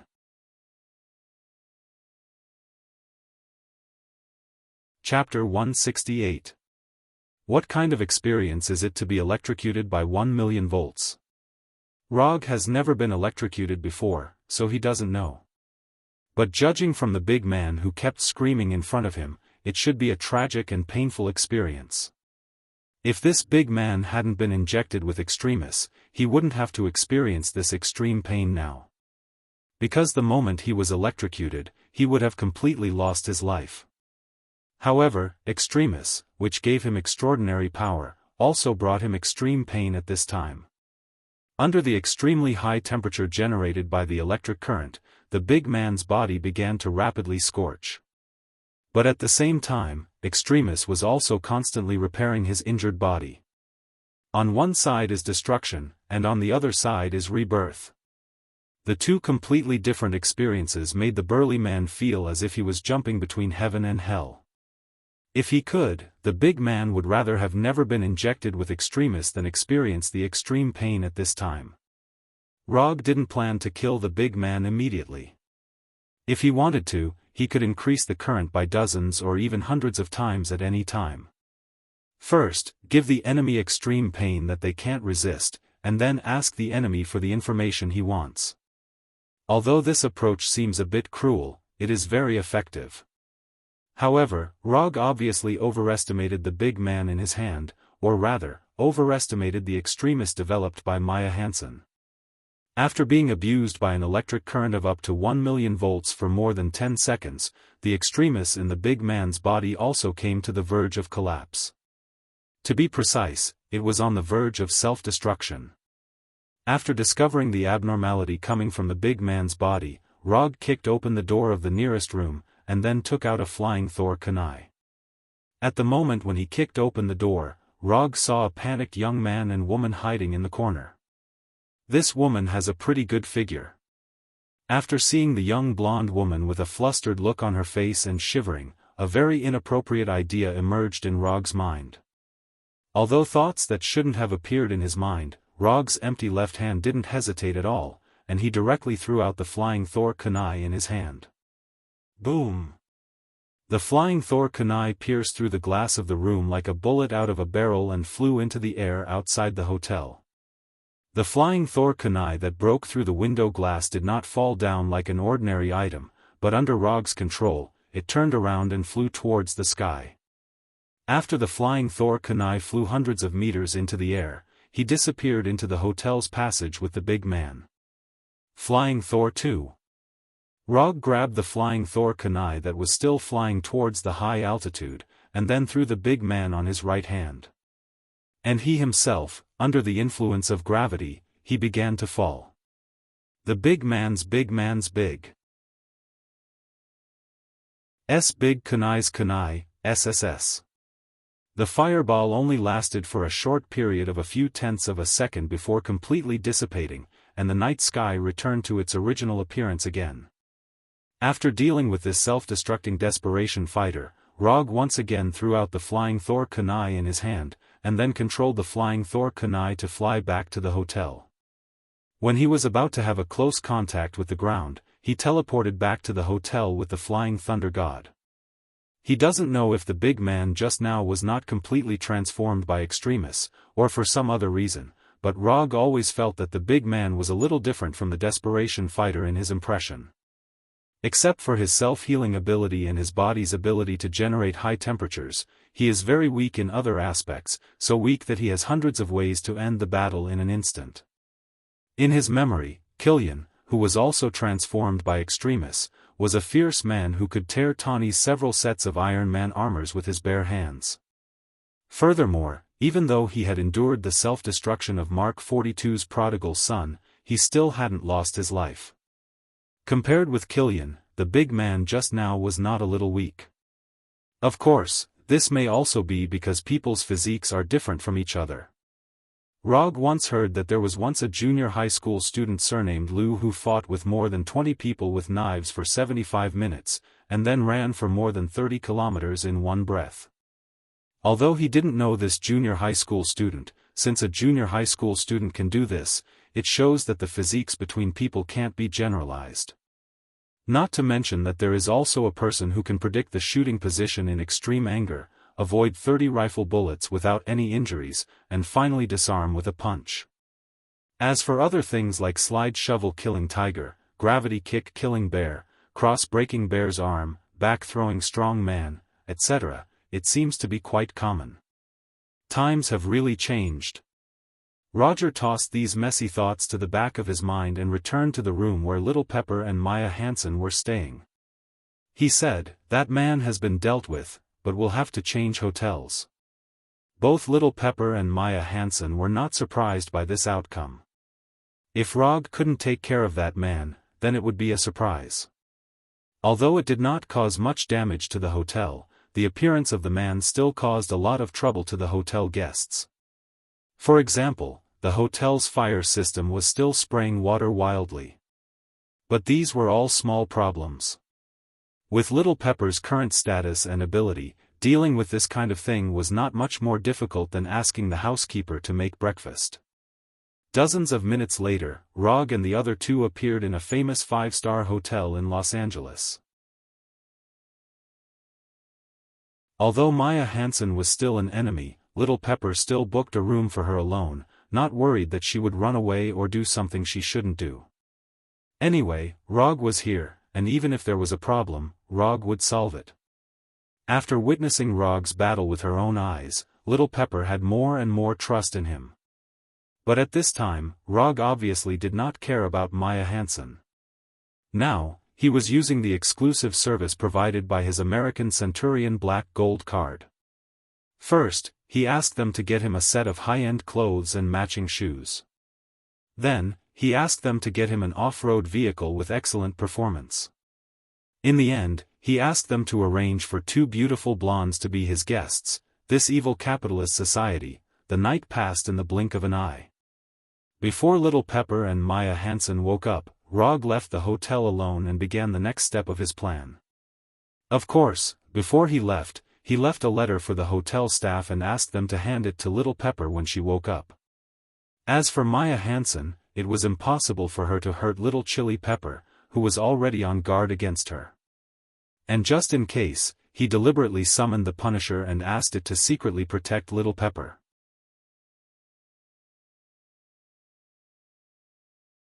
Chapter 169. After leaving the hotel, Rog drove directly to Tawny's seaside mansion. He now has the extremis formula, but he still needs a highly intelligent person who can perfect the formula and self-destruct the defects. Since a high IQ is mentioned, it must be Tawny. If you have any difficulties, look for Tawny. After a night of investigation, the police and firefighters near Tawny's mansion have left. Only the staff cleaning up the ruins and a small number of police officers maintaining order are still in the ruins of the mansion. Using the hypnotic ability of Sharingan, Rog easily came to the interior of the mansion and came to the Tawny studio at the bottom.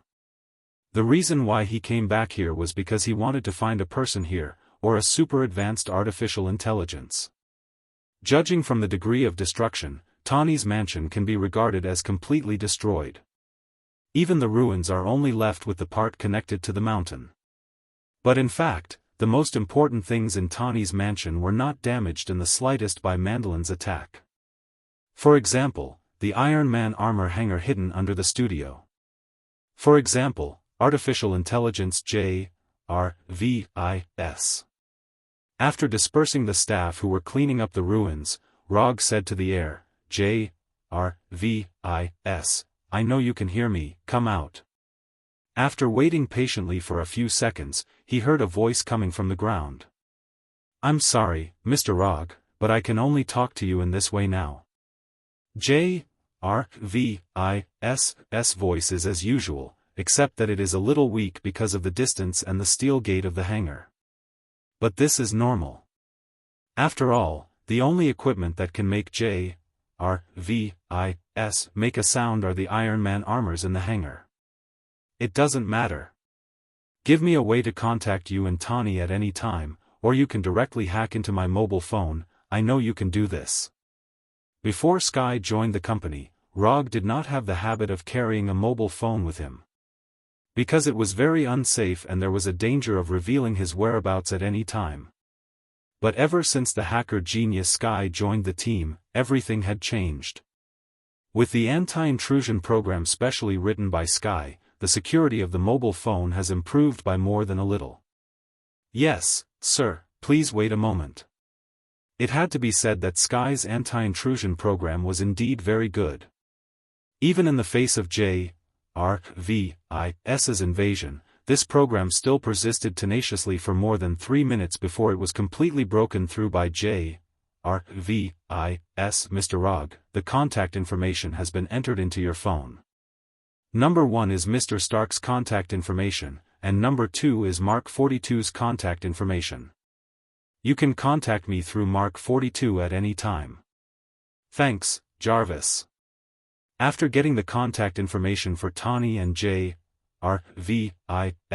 Rog went straight back to the off-road vehicle and called Tawny. After more than 10 minutes of conversation, they roughly understood the other party's current situation. Tawny was now in a small town called Rose Hill in Tennessee. Here, he found the first explosion that was suspected to be caused by Mandolin and obtained some information. He knew that all of this was related to AIM Pioneer technology. Of course, Tawny didn't forget to tell Rog that he was attacked by 2 extremist fighters and met a pretty good little boy.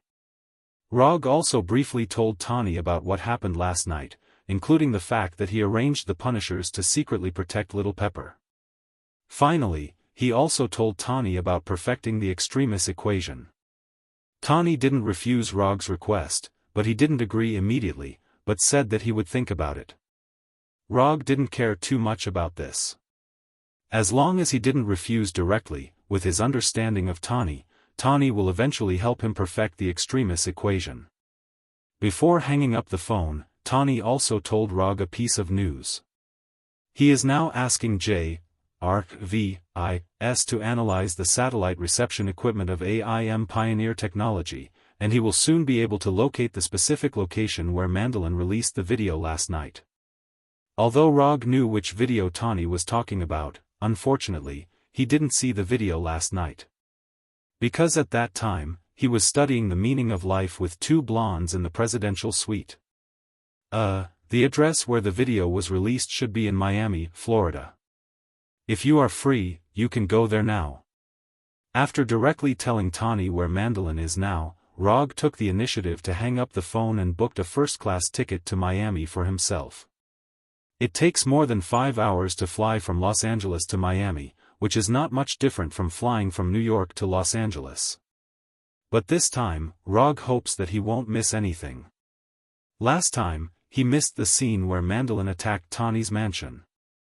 More than 7 hours later, Rog saw Tani wearing a red children's watch, a black hoodie, and a black backpack behind Mandolin's villa.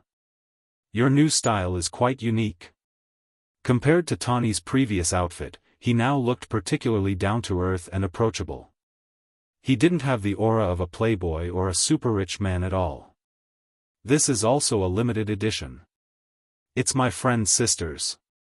Tani didn't take Rog's teasing to heart at all and said with a serious face. Where's your battle suit? You're not planning to use these to attack the villa, are you? The people inside are armed with real guns and live ammunition. Glancing at Tani's equipment, Rog had to admire Tani's courage. Don't underestimate these things. I made them myself. Tani replied confidently. You're the boss. You have the final say.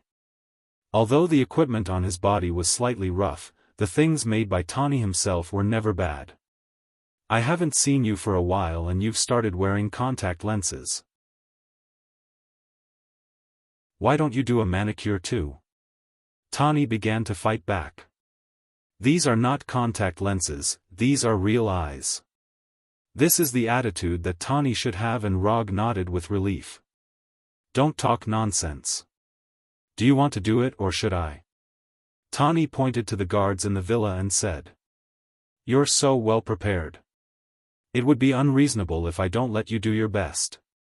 You're the main attacker and I'll assist you. After deciding on the division of labor, Tani didn't want to continue arguing with Rog. He quickly ran to the wall of the villa and climbed over the wall with a completely fluid movement. Iron Man was forced to use his physical body. It's not easy. Roger followed closely behind Tony to prevent Tony from accidentally dying to a bullet that came out of nowhere, as it was his first time fighting with his physical body.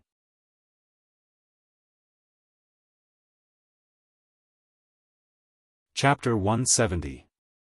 Although Tani's movements are a little rusty, his efficiency is not low at all when it comes to real action. Nail gun, taser, homemade grenade, electric shock gloves, all kinds of gadgets made by Stark himself played a good role, allowing Tani to smoothly enter the interior of the villa without alarming too many guards.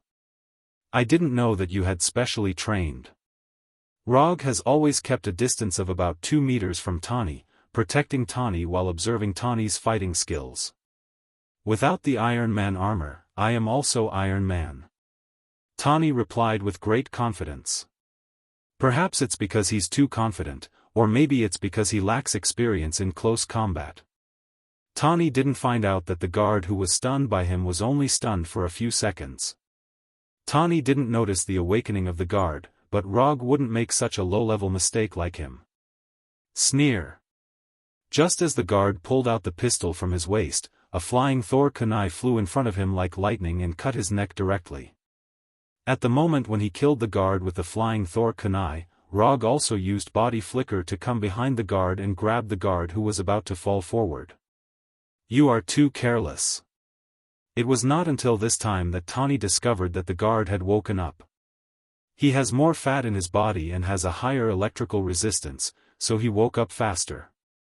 Although Tani's words sound reasonable, there is only one main meaning, that is, the guard woke up so quickly, not because the electric shock gloves he made are not good enough. It makes sense. Rog did not refute Tani's explanation and silently put down the body in his hand. Except for this little episode that was beyond Tani's expectations, the next action was extremely smooth. Tani and Rog successfully came to Mandolin's exaggerated bedroom. Tani, with a gun in his right hand, carefully came to the bed and then lifted the quilt on the bed. There were indeed 2 people on the bed, but it was not Mandolin as Tani imagined, but 2 girls in sexy underwear. It seems that Rog was not the only one who had a night of sex last night. Looking carefully at the 2 girls who woke up on the bed, Rog felt that the 2 blondes he had last night were more interesting. At this moment, not only were the 2 girls on the bed panicking, but also Tony, who was holding a pistol, was panicking. What's going on? What about the bearded Mandolin? Just when Tani began to wonder if he had come to the wrong room, the sound of water suddenly came from the toilet next to him. Without any hesitation, Tani made a silent gesture to the 2 girls on the bed, then immediately retreated to a corner by the bed. Which one of you is Vanessa? Mandolin, who had just come out of the toilet, did not notice that there were 2 more men in the room. He walked to the table by the bed and asked the 2 girls on the bed. It's me. A girl replied immediately. You know what? Actually, the fortune cookie is not God. Who are you? Mandolin wanted to show his humor, or talent. As soon as he turned around, he saw Rog standing at the door. It doesn't matter who I am, I think you should pay more attention to him now. After saying that, Rog pointed to Tani who walked out of the corner.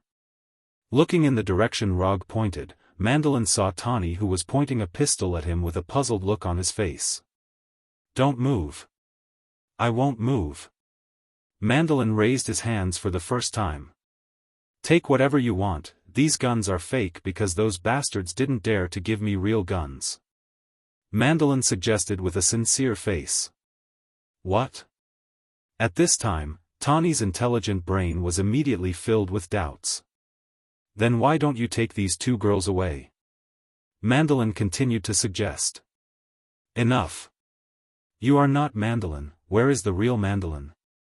After saying that, Tani angrily pulled the pistol's sleeve, expressing his determination to shoot at any time. Where is he? Where is he? Tani roared angrily at Mandolin, and now he felt like a monkey being teased in a circus. He is here, but he is not here. Under Tony's aggressive questioning, Mandolin began to explain the ins and outs of everything that had happened. My name is Trevor Slattley. After listening to the fake Mandolin, Tani finally figured out the truth of the matter. Just as he was about to turn his head and ask Rog for his opinion, he found that Rog had already left the bedroom. When Tani began to ask about the fake Mandolin, Rog quietly left the bedroom and began to look for the real Mandolin in the villa. An imposter was not worth a trip to Miami in person. From the beginning to the end, his goal was only Killian. While waiting for Tani's arrival, he used chakra to investigate the situation in the villa. As he expected, there was a strong high-energy reaction in the villa, and it was a high-energy reaction from the human body. However, he couldn't tell whether this high-energy reaction came from the Desperation Warrior or Killian. The target with the high-energy reaction showed no signs of leaving the villa, and he also wanted to see if Tani would personally perform a self-taught infiltration operation as he remembered, so he patiently waited for Tani's arrival. Although the development of things was a little different from what he remembered, he still appreciated Tani's only infiltration operation in his life. Regarding this, he was very satisfied, very satisfied. However, he soon experienced the taste of disappointment. When he came to the room with the high-energy reaction, he didn't see Killian as he expected, only a big man he didn't know at all. The big man in a tight camouflage vest and camouflage trousers obviously didn't expect a stranger to come inside the villa. You continue, don't worry about me, I'm just a passerby. The big man was originally beating a black man who wasn't very strong, but after seeing Rog's arrival, he stopped his violent beating. Before the big man in the tight vest spoke, the black man spoke first. Rog? You're Rog. You know me? Rog was very sure that he had never seen this black man before. I'm Colonel Rhodes, Tani's friend, the one who fought for the machine. Colonel Rhodes quickly explained. Oh, it's you. No wonder he felt that Colonel Rhodes was a little familiar from the beginning. It turned out that he was one of Tawny's only friends. Just as Rog was about to rescue Colonel Rhodes, fierce gunshots and explosions suddenly sounded in the villa.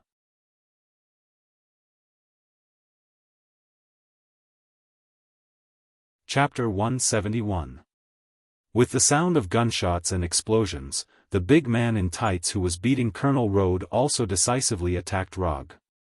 The big man in tights didn't know Rog, and he didn't care who Rog was. Intruder, die. This was the only thought in the mind of the big man in tights.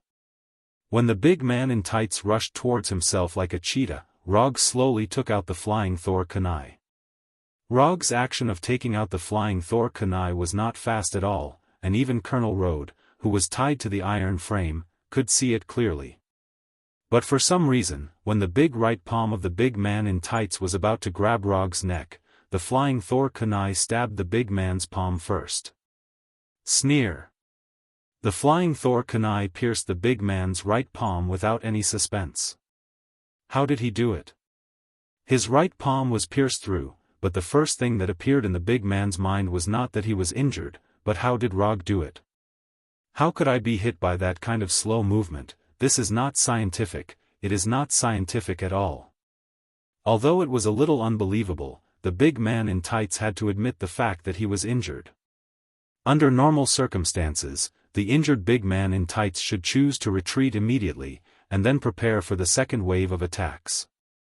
However, the big man in tights not only did not have any intention of retreating, but he directly raised his left leg and kicked towards Rog fiercely. As long as he is kicked, this guy who came out of nowhere will be seriously injured even if he does not die. The big man in tights is full of confidence in the power of his kick. And with the existence of extremis, he can completely ignore the injury on his right palm. Not to mention that it was just pierced, even if his entire right palm was cut off, he could still grow it back. He doesn't know if people with super recovery power will more or less have some extreme ideas. This was the case with Dr. Lizard before, and now the same is true for the big man in tights. Moreover, in Rog's memory, there was a man who liked to wear red tights and carry 2 swords on his back. He relied on his immortal body and walked back and forth on the edge of death all day long. Seeing that the man in tights was about to kick his lower abdomen, Rog was still recalling a certain despicable character. Because of his wild thoughts, the man in tights successfully kicked his body with his left leg. Then, it directly passed through his body. There was no tangible feeling. This is fake. The tights man had just reacted when Rog, who was in front of him, turned into a flock of crows and flew in all directions. Sharingan Genjutsu. At the moment when the man in tights attacked him, Rog quietly cast an illusion on him, and at the same time, enveloped Colonel Rhodes. From the beginning to the end, the man in tights had only been attacking the illusions he had left behind. As for the injury on the burly man's right palm, of course, it was just an illusion. Using slow to fight fast, using soft to break hard, this is something that can only be done by Tai Chi in the martial arts world. Where he is now is not a martial arts world, but the Marvel world, which still follows the scientific principles most of the time. Here, speed, accuracy, and ruthlessness are the true essence of close combat. I hate men who wear tight vests, so, see you in the future. Rog's voice sounded on the right side of the man in tights. Subsequently, the man in tights found that the scene in front of his eyes became upside down and spinning, as if he had been on a roller coaster in his childhood. Before the man in tights understood, he saw his own body, his body without a head, and the light blue sword in Rog's hand that was completely composed of thunder and lightning. Lightning release thunderbolt sword slash. Using the thunder tachi to instantly cut off the enemy's head. Decapitation in one strike, full marks. When the head of the man in tights fell heavily to the ground, he heard the last words of Rog. This time, it's true. As soon as this thought appeared in the mind of the man in tights, he completely lost his life. From the moment the man in tights launched his attack to the moment he completely died, only 2 or 3 seconds passed in total. If the man in tights had been a little more cautious, instead of relying on his extremists to launch an attack recklessly, then he would have been able to live for at least a few more seconds. Although the final outcome will not change in any way, at least his death will look a little better. After quickly defeating the man in tights, Rog put down Colonel Road, who was tied to the iron frame. "Thank you. If you hadn't come, I might have been killed by this guy." Colonel Road wiped the blood from the corner of his mouth and thanked him sincerely. "You're welcome." Saving Colonel Road was a matter of convenience, and the main reason was that it didn't take much effort. "Can you contact Tawny now? They took my battle suit, we must stop them immediately." Although Colonel Road didn't know what they were going to do with the war machine, he was sure that it was definitely not a good thing. "Tawny is outside now, you can talk to him directly." When Rog and Colonel Road found Tawny again, Tawny was wearing part of the battle suit and fighting fiercely with the guards in the villa. Even though there were only a few parts of the battle suit on his body, Tawny still exerted a lot of combat power, and he alone suppressed all the guards who came forward. It seems that he is having a good time. Now that they have seen it, Rog and Colonel Road certainly won't let Tawny fight against all the enemies alone. After more than a minute, the villa with continuous gunshots and explosions returned to its previous calm state. After returning to the fake mandalin's bedroom and torturing the pompous old man again, they got a piece of information related to the vice president. Driving the luxury yacht generously gifted by the fake mandolin, Rog and the other two left the villa, and Tawny also called the vice president at this time. This is what it means to have a high profile. Tony Stark was the only one who could make a call to the vice president so easily. After talking to the vice president, Tawny and Colonel Road finally understood why Killian had to take away the war machine. The Trojan horse stratagem, a plan that was born thousands of years ago but is still very effective today. The war machine on Air Force One is that Trojan horse. I'm sorry to interrupt you. I'm not biased against politicians, but if I remember correctly, the vice president's daughter lost her right leg when she was a child. It just so happens that Killian's extremis has the ability to regenerate broken limbs. As soon as Rog finished speaking, the faces of Tawny and Colonel Road became a little ugly, and as time passed, it became more and more ugly.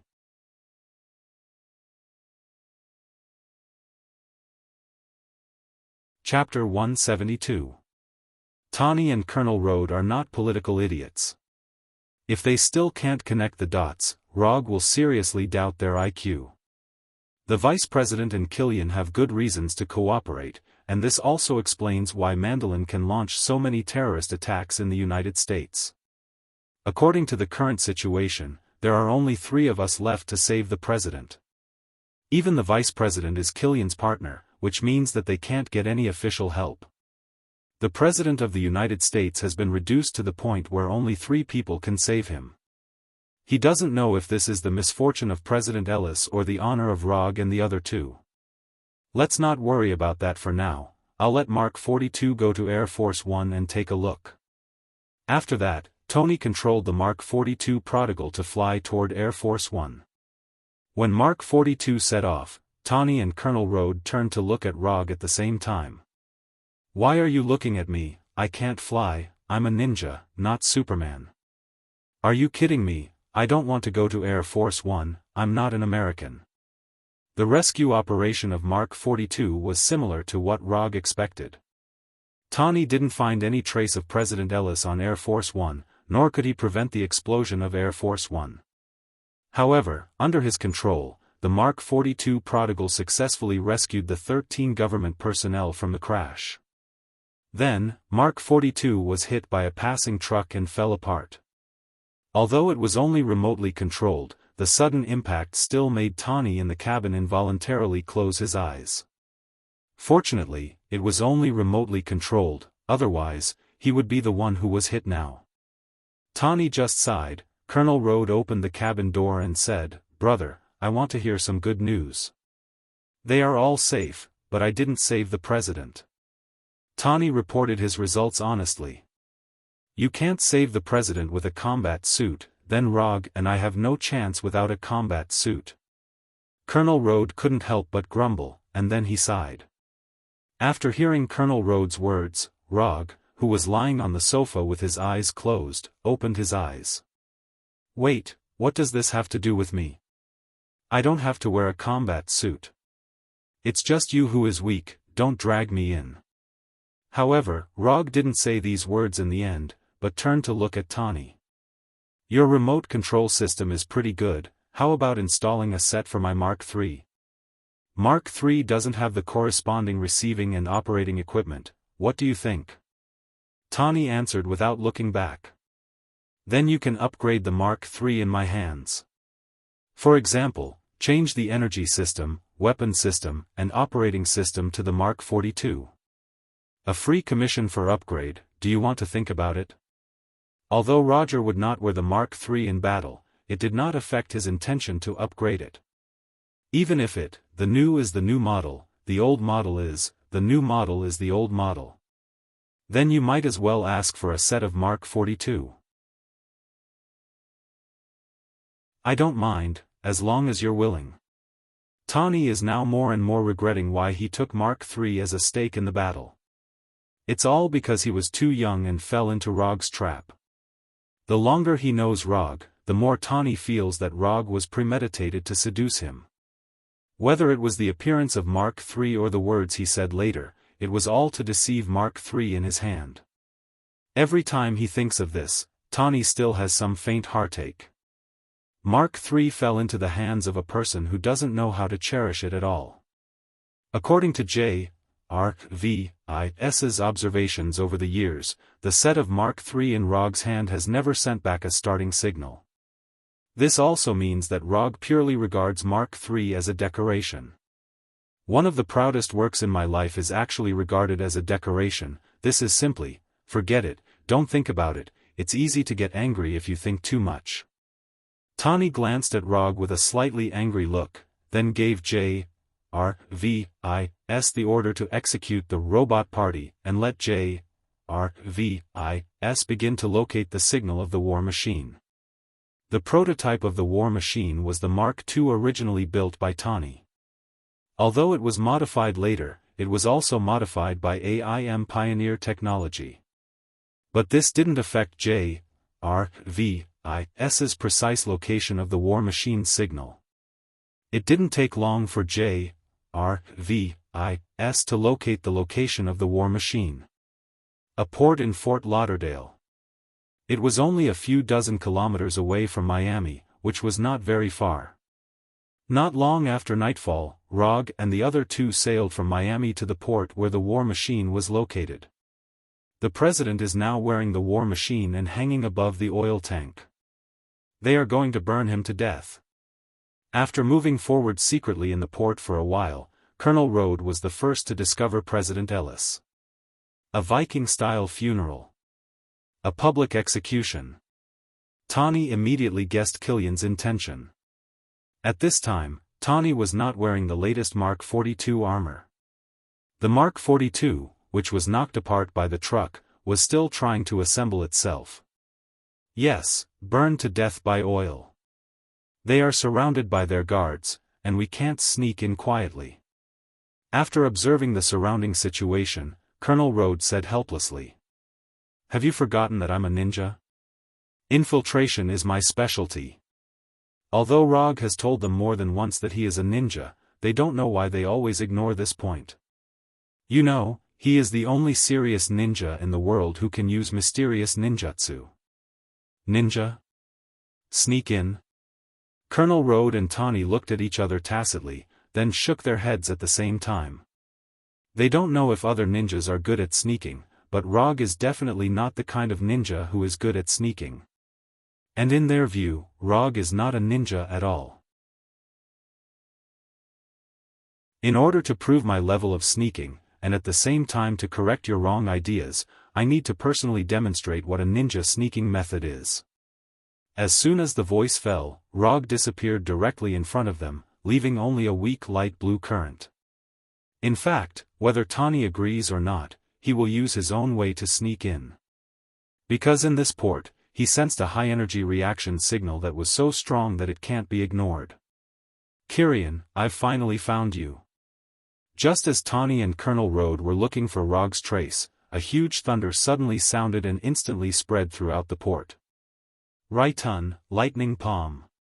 Of course, it was Rog who made this amazing thunder sound, and in order to make this thunder sound strong enough, he used Raiton, lightning palm to the extreme for the first time.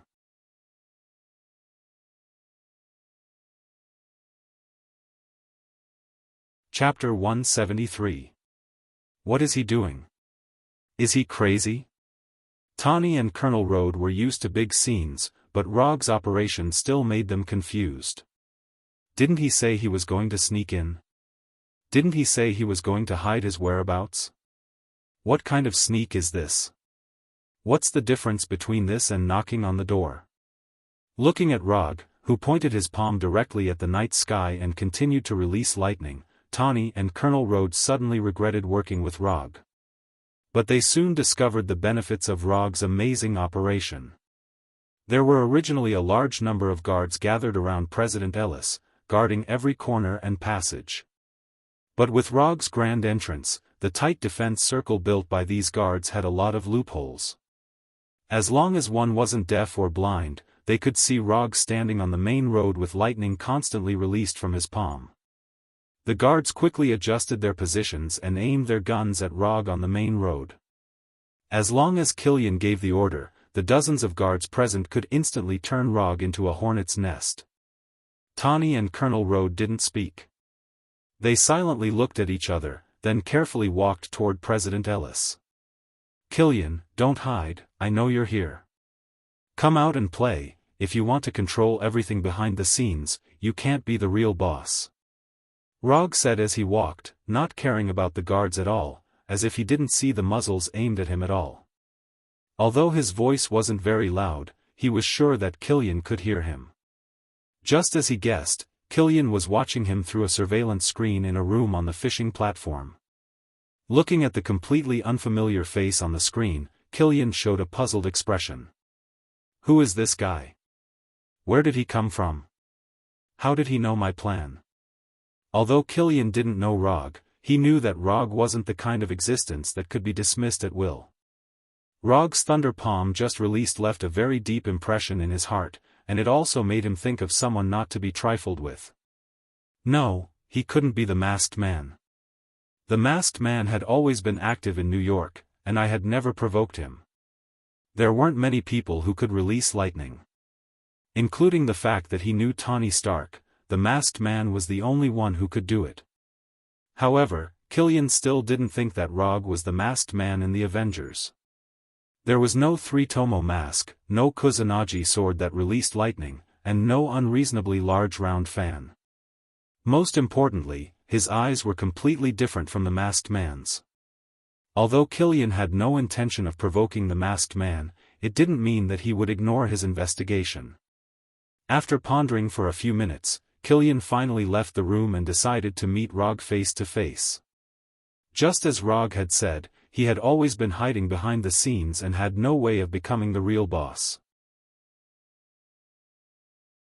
Moreover, he also needed to prove to his subordinates his strength as the boss. After leaving the room, Kyrian came to a high-altitude corridor in front of Rog and looked down at Rog. "Who are you?" Killian didn't signal the guards to shoot, nor did he let the other desperados attack Rog. Instead, he asked for Rog's name. "I'll know when you win." Rog didn't intend to reveal his identity.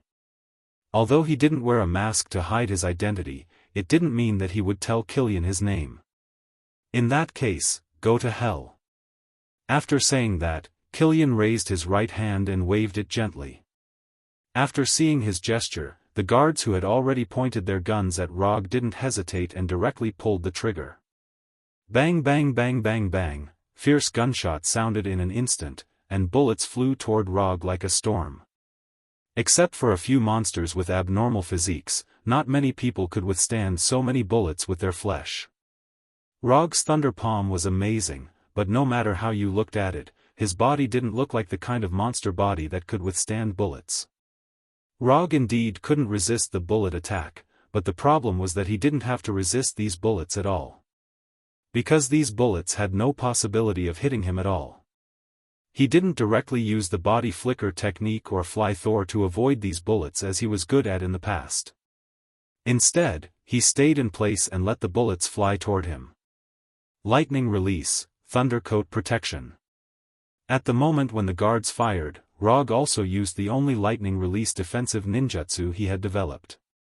Thundercoat protection was a defensive ninjutsu that he developed based on the electric net defense of the Electric Man in New York Square and the principle of ninjutsu, lightning release, Thundercoat protection.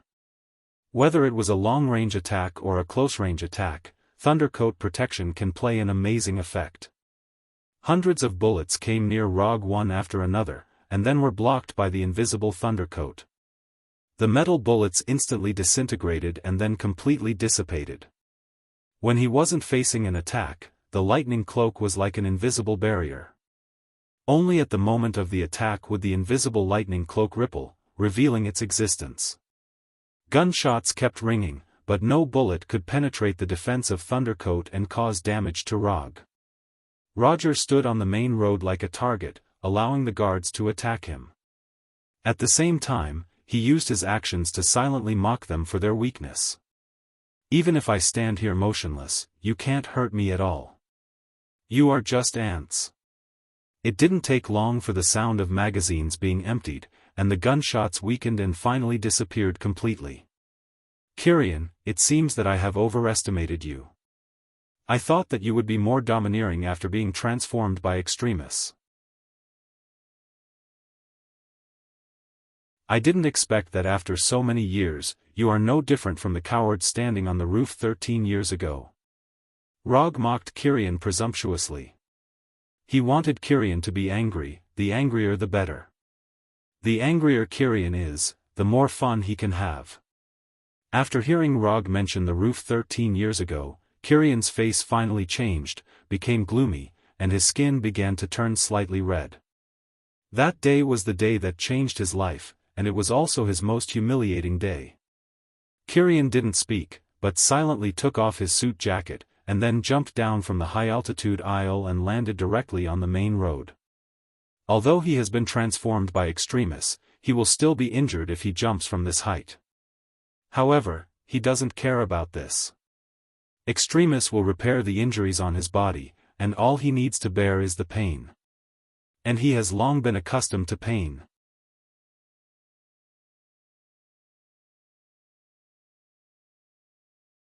Chapter 174. Killian, whose body seemed to be flowing with magma, walked step by step to Rog. Then, he stopped about 5 meters away from him. Killian didn't say anything harsh, his face was gloomy, and his eyes were fixed on Rog. Looking at Killian, who had become completely serious, Rog also became eager to try. Since he studied Electric Man Max from the inside out and developed several brand new lightning release ninjutsu, he has been waiting for an enemy who can let him use these lightning release ninjutsu to his heart's content. There is no such enemy in the safe city of New York, so after knowing that Tawny was officially fighting with Mandolin, he immediately rushed to Los Angeles. For him, Killian is the prey he has been longing for a long time. As for extremists, it's just a side gain during the hunting process. Just as Killian and Roger were confronting each other, gunshots rang out from the harbor again. Looking in the direction of the gunshots, Rog saw Tawny and Colonel Road being suppressed by the guards behind a small container. The situation of the two of them looked bad, but Rog had no intention of rescuing them. In other words, they didn't need Rog's rescue. Before departure, Tawny gave JRVIS an order for a robot party. And now, Tawny's party partners finally arrived at the party. Not long after the gunshot sounded, more than 30 light spots appeared in the night sky and quickly flew to the port. These light spots quickly came over the port, showing their true appearance and forming a standard circle. Mark 8 to Mark 41. Tawny's Mark Series Iron Man suits built after the battle in New York, except for Mark 42 who has not arrived yet, all of them appeared. Tawny's robot party has officially begun. Did you see that? Your plan had no chance of success from the very beginning. You underestimated Tony Stark. Rog said to Killian unhurriedly. As long as I can keep all of you here, I'll be the one laughing in the end. As soon as he finished speaking, Killian burst forth with a speed far beyond that of an ordinary person. He quickly arrived in front of Rog and struck his lava-like right hand directly at Rog's heart. Bang! Rog didn't dodge, nor did he use the thunder cloak to protect himself. Instead, he raised his right hand wrapped in chakra and grabbed Killian's right fist. After the transformation of Extremis, Killian's physical fitness has reached an amazing level.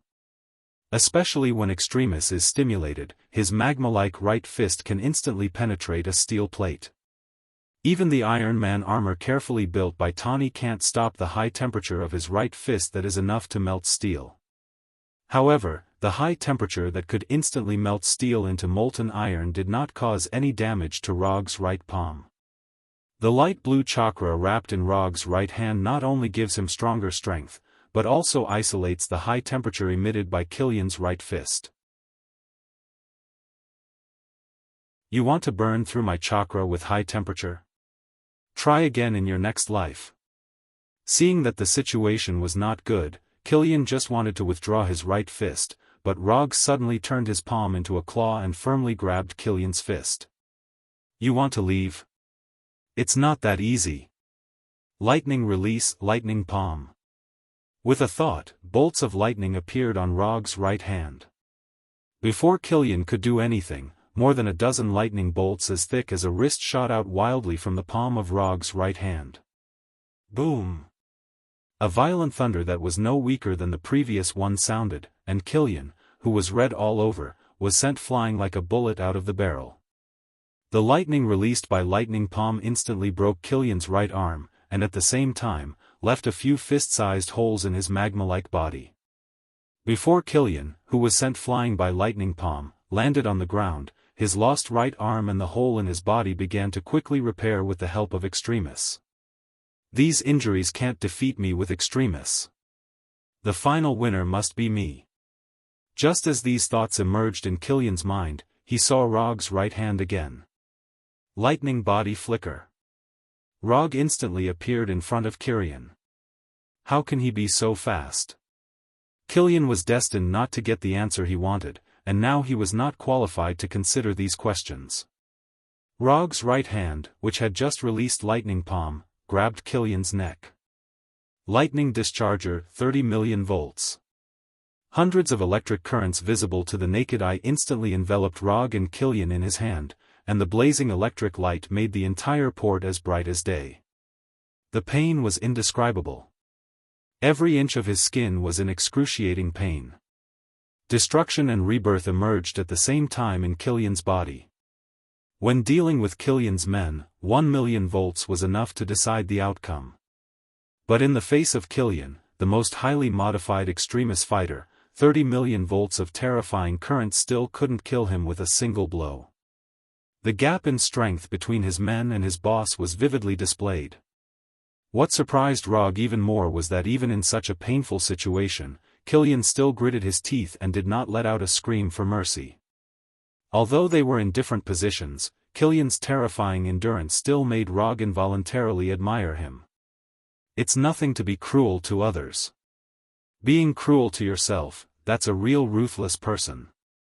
As for Killian, he was a cruel wolf who was even more powerful than vicious. If their identities were reversed, Rog admitted that he couldn't do this. Even when intense pain filled his entire mind, Killian still did not give up his plan to fight back, and attacked Rog directly with his remaining left hand. Even if I die, I will bite off a piece of your flesh. Killian's determination is indeed very moving, but the gap is the gap. Lightning evasion, lightning cloak protection. Killian's swinging left hand did not hit Rog as expected, but was blocked by Rog's invisible lightning cloak. In front of Killian's left hand, a ripple of more than 10 centimeters appeared. This ripple seemed to be only a few millimeters thick, but it was like a natural barrier, blocking Killian's left fist. The 30 million volts of current from the discharger continued, and so did Killian's pain. His right arm that could only be healed in a few seconds was not completely healed due to the constant damage from the current. From the looks of it, Killian had no chance of winning. But he still did not give up. He suddenly opened his mouth, and a flame gushed out from his mouth, attacking Rog, who was right in front of him.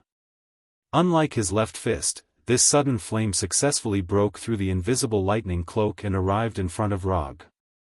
However, this flame did not hit Rog's body in the end. The light blue chakra enveloped Rog's entire body, completely isolating him from the flame. Killian finally saw the full appearance of lightning evasion, lightning cloak protection through his own efforts.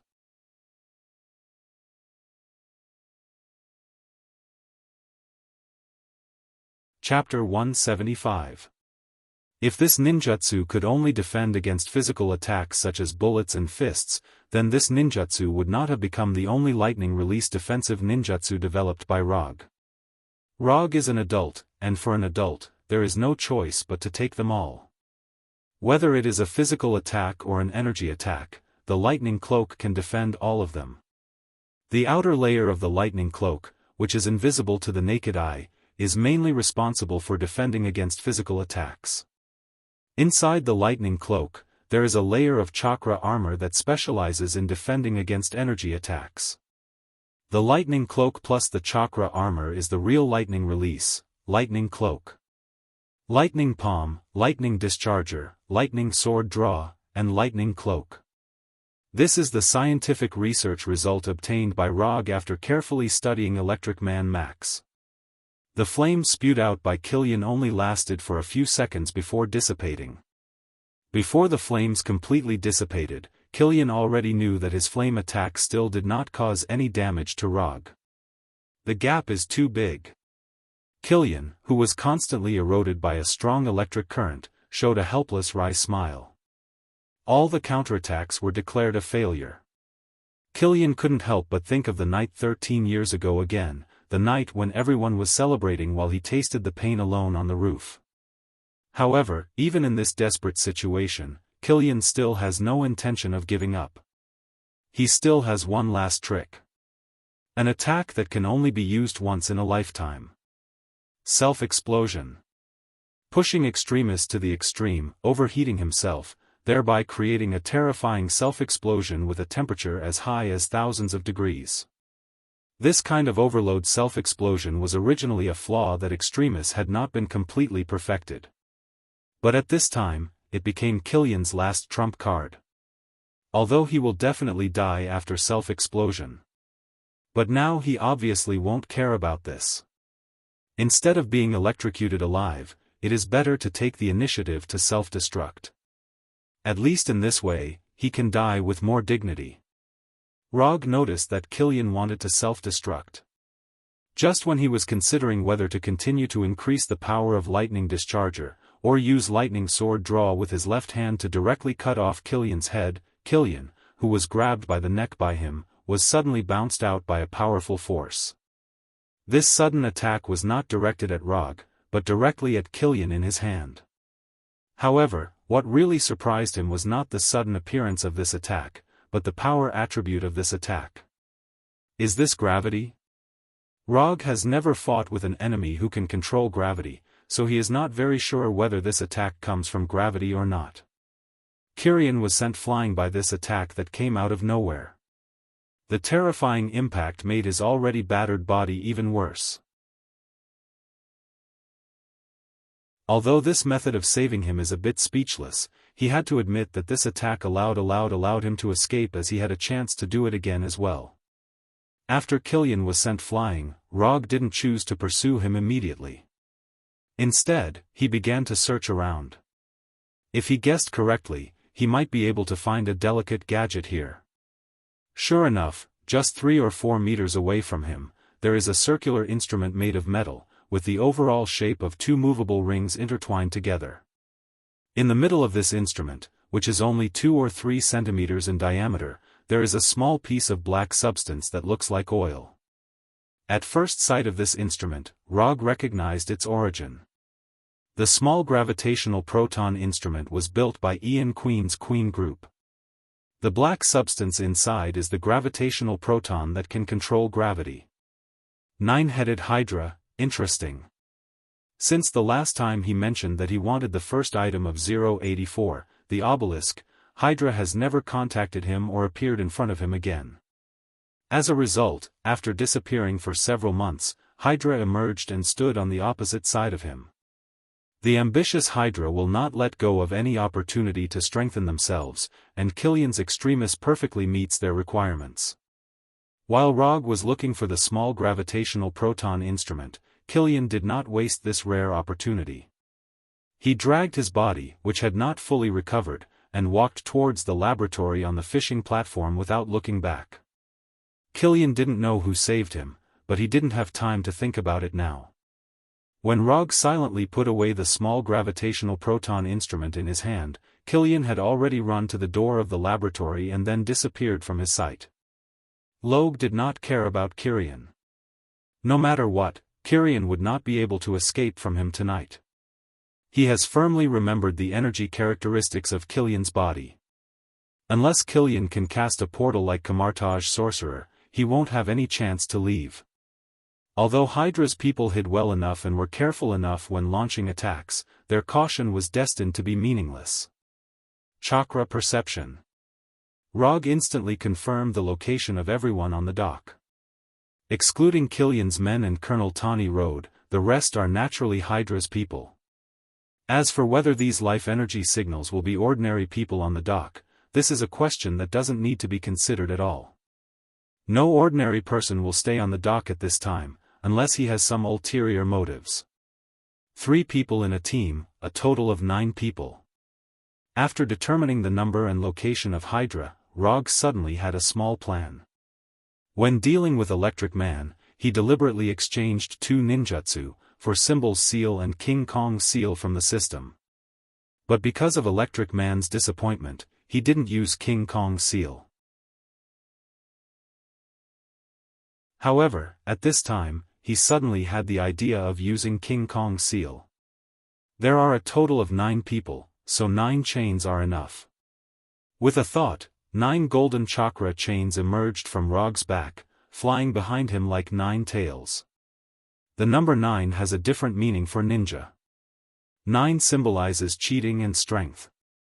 When 9 thick chakra chains emerged from Rog's back, the 9 Hydra warriors hiding in the dark couldn't help but feel shocked, and a sense of danger immediately surged in their hearts. Before they set off, they knew that the people they were going to face this time were extremely dangerous and extremely ferocious. Once they were found, their chances of survival were infinitely close to 0. But even so, they still took the mission and came here without hesitation.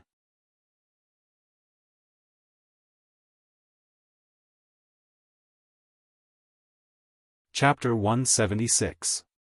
When it comes to brainwashing their subordinates, Hydra is definitely one of the best in the world.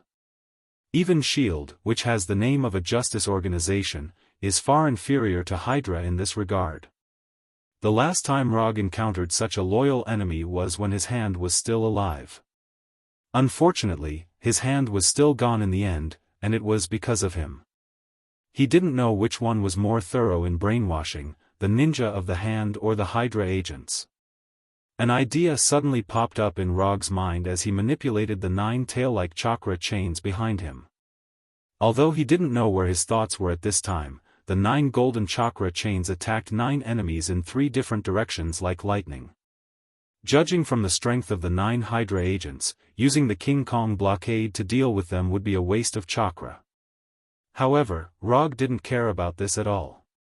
I have a lot of chakra, I don't care, I'm happy to waste it. Second last's amount of chakra is enough for him to waste it unscrupulously. Although squandering is shameful, it can bring pleasure. In the face of the lightning-fast chakra chains, the 9 Hydra agents did not have any intention of retreating. At the moment they accepted the task, they already knew their fate very clearly. Once they are discovered, they will die. They may not be able to change their fate of death, but they can make their deaths more meaningful. Since they have already been exposed, there is naturally no need to hide. The 9 Hydra agents picked up the weapons in their hands at the same time, and then decisively pulled the trigger. 6 automatic rifles took the lead in firing bullets, and the metal bullets flew towards the incoming chakra chains.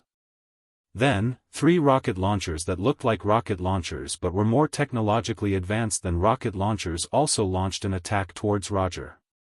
3 small gravitational proton instruments, driven by the silver-white barrels, flew towards Rog at a speed faster than the speed of sound. These Hydra agents witnessed the scene of Rog using Raijin to block the bullets and Killian's attack, but at this time, they still aimed their most powerful weapons at Rog himself, not the incoming chakra chains. The golden chakra chains are not easy to deal with at first glance, and attacking these chakra chains will not change the outcome of their death. Therefore, instead of attacking the chakra chains, it is better to put hope on the small gravitational proton instruments and hope that these small but powerful gadgets can injure or directly kill Rog. As long as Rog is injured or killed, these chakra chains will naturally disappear. The way these Hydra agents responded was not wrong, but they underestimated Rog and overestimated the power of the small gravitational proton instruments.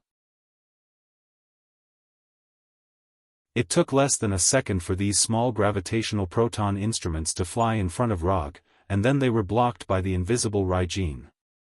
The strong electric current quickly disintegrated the shape of the instrument, and 3 gorgeous ripples visible to the naked eye appeared on the left and right sides of Rog. While the Raijin disintegrated and blocked these gravitational proton instruments, these instruments also released a powerful impact force that was enough to knock out a heavy truck. With Rog's location as the center, the ground within 10 meters in diameter cracked instantly, spiderweb-like cracks spread around, and the shattered stones were further crushed under the influence of chaotic gravity. The gravitational proton not only strengthens the gravity in Rog's location, but also forms a chaotic and dangerous terrifying gravitational field.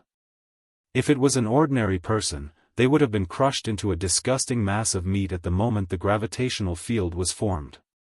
Then, under the influence of chaotic gravity, it changed from a solid mass of meat to a torn and flying strip of meat. In terms of the nature of energy, gravity is definitely a high-end energy attribute. But high-end does not mean absolute strength. Quality is important, but quality without quantity is weak. With the 3 groups of gravitational proton that are not even as big as Rog's little finger, they want to break through his carefully developed Raijin. Don't be kidding. If the Raijin was so easy to break through, Rog would jump from the port now and swim back to New York. The terrifying and dangerous gravitational field only lasted for less than 10 seconds before dissipating on its own, leaving nothing but gravel on the ground. Although Roger didn't move from his spot, the 9 chakra chains were still carrying out his orders faithfully. The 9 Hydra agents didn't even wait for the gravitational field to disappear before their chests or necks were broken by the chakra chains. Hydra didn't expect the 9 agents to cause much damage to Rog at first. The only reason for their presence here may be to provide some help to Killian at the right time. If Hydra really intended to cooperate with Killian to eliminate Rog here, the people they sent would never be the only 9 ordinary agents who have not been strengthened. These 9 agents can bully ordinary people, but in front of Rog, they are still too weak, so weak that Rog is not even willing to take out his kunai. But anyway, they still paid the price of their lives so that Killian was qualified to live a little longer. Tawny and Colonel Rhodes are still fighting against Killian's men. Although there are only 2 of them, they are now the ones who have the upper hand. Tawny is even fighting 1 against 3, by constantly changing his Iron Man armor. He is fighting against 3 desperados at the same time, and he is also fighting very well. As for the unlucky President Ellis, he is still hanging high above the oil tank at this time. Colonel Rog is quickly approaching President Ellis with the help of his Iron Man armor, trying to rescue him and retrieve his war machine. After roughly observing the situation of Tawny and Colonel Rhodes, Rog looked at the laboratory on the fishing platform. After dealing with Killian, he can go home. It will be a good Christmas Eve. Just as Rog was about to take out the flying Thor and fly directly to the laboratory, Killian, who had disappeared for a while, took the initiative to come out of the laboratory. It's still the same appearance as before. Except for the fact that his shirt has completely disappeared, Killian looks no different from before. If the change in size doesn't count. Killian's body was originally about the same size as Rog, but now, he is half a meter taller than Rog. In addition to the skyrocketing height, his body has also become a lot thicker, and his muscular right arm is even thicker than Rog's thigh. If his skin could turn green, then he would look like a small Hulk injected with extremis.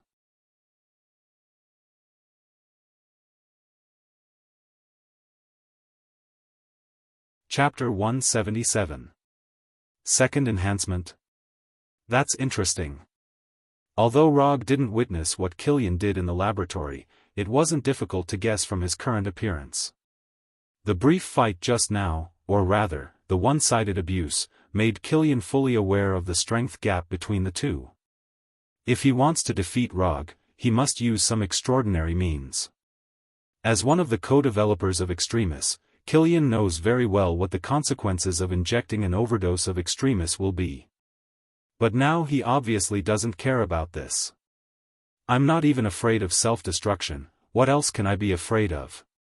And things have developed to the present, and he has nothing to lose. Either he defeats Rog and leaves here alive, or he loses and says goodbye to the world.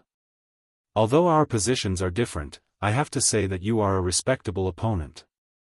The injection of extremis is definitely not an easy thing to do. Looking at the people who self-destructed because they couldn't bear extremis, you can know that injecting this thing is not easy at all. When the body has reached its limit, he continued to perform a second injection and resisted it. Kieran's willpower alone was enough for Rog to respect him. Respecting the opponent is respecting yourself. If we could have met earlier, maybe we could have become friends. There was a piercing pain in his body all the time, but Killian still said to Rog as if nothing had happened. Yeah, but unfortunately, there are not so many ifs in this world. As soon as his voice fell, Rog entered the lightning release chakra mode. The second round officially begins now. Looking at Rog, who was wrapped in a light blue chakra coat and was surrounded by white lightning, Killian did not hesitate and ran directly towards him. The second injection of extremis not only greatly changed Killian's figure, but also gave him strength, speed, and energy far beyond his previous strength. The energy intensity in his body is dozens of times stronger than before, and his overall strength has undergone a qualitative change. If he was like a small fire made of branches before, then now he is a towering tree drenched in oil and burning crazily. At his current burning speed, even if Rog ignores him completely, he will directly exhaust all his energy and vitality in more than half an hour, and finally die of exhaustion. This half an hour is the peak state of Killian's life. Facing Killian, who was running wildly, Rog did not retreat, nor did he dodge, but he also met him head-on. Sometimes, a man's battle is a simple and rough one. Boom! Roger's right fist wrapped in chakra and Killian's right fist fiercely collided with each other. A strong sonic boom burst out, and a terrifying impact force spread out in all directions like a hurricane. At the same time of the sonic boom, the ground where Rog and Killian stood also instantly cracked, and the ground within 10 meters in diameter was instantly covered by spiderweb-like cracks. After the two fists collided, Rog and Killian withdrew their fists almost at the same time. Then, they launched a second wave of attacks towards each other. On the surface, Killian is a cultured person, and he has not experienced any decent battles. But his close combat ability is not weak at all, and his first move is a pure American boxing. Jab, swing, hook, heavy punch, 1-2 combo. Killian is like a boxing champion in the ring, crazily attacking Rog, and the strength and speed of his punches are dozens or even hundreds of times stronger than those boxing champions.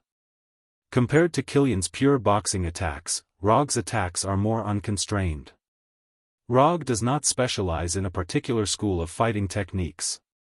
In other words, he knows a little bit of the moves of any school of fighting. His 3-tomo Sharingan is not only able to release illusions. The punches hit the flesh, the dull and intense hitting sounds, and the sonic booms are like a symphony. The momentum caused by the battle between Rog and Killian made Tawny and others, who were originally fighting fiercely, involuntarily stop fighting, and one by one, they all focused their attention on them. There are no mysterious ninjutsu, no fancy energy attacks. There are only pure extreme fist and foot attacks here, and only simple and crude male fighting. Neither Rog nor Killian paid attention to the uninvited spectators, and all their attention was now focused on the enemy in front of them, who was only less than a meter away from them. If you give me a hook, I will give you an elbow. If you give me a burst punch, I will give you a heavy punch. Killian has a twice-strengthened extremis and a taller and sturdier body, and Rog also has a sage body and lightning release chakra mode.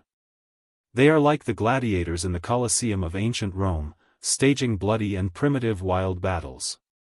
Looking at Killian and Rog's attacks that produce sonic booms every time, Tawny and the others present swallowed unconsciously. Are these two guys really still human? Although in terms of appearance, they all have typical Earthling characteristics. But what they are doing now is not like Earthlings in general. Have you ever seen an Earthling who can make a sonic boom with a punch? Have you ever seen an Earthling whose punch is so fast that the radar of the Iron Man armor can't catch it? The two below were the ones. Although he has entered the lightning release chakra mode, Rog has to admit that Killian's fists are still quite painful. However, compared with Rog, who has the chakra coat and lightning protection, Killian, who has an advantage in size, is the one who is more miserable. Extremis has greatly strengthened his body, but no matter how it is strengthened, his body is still an ordinary body, not a monster-like body like Hulk's. Every punch that Rog makes will leave a lot of injuries on his body. Either his bones are broken, or his body is directly sunken. If it weren't for the amazing resilience of Extremis, Killian would have been beaten into a pulp by Rog. Although he didn't take any advantage in the melee fighting, Killian still had no intention of retreating. Once he pulls away, he, who lacks long-range attacks, will only be more miserable than he is now. Killian knows this very well, and so does Rog. So at this time, Rog is enjoying the pleasure of fighting brought by Killian to the fullest. Sure enough, men sometimes still need to release their passion on other men. This can let men find the wild passion of another male creature. Under Rog's frenzied attacks, Killian's form changed once again.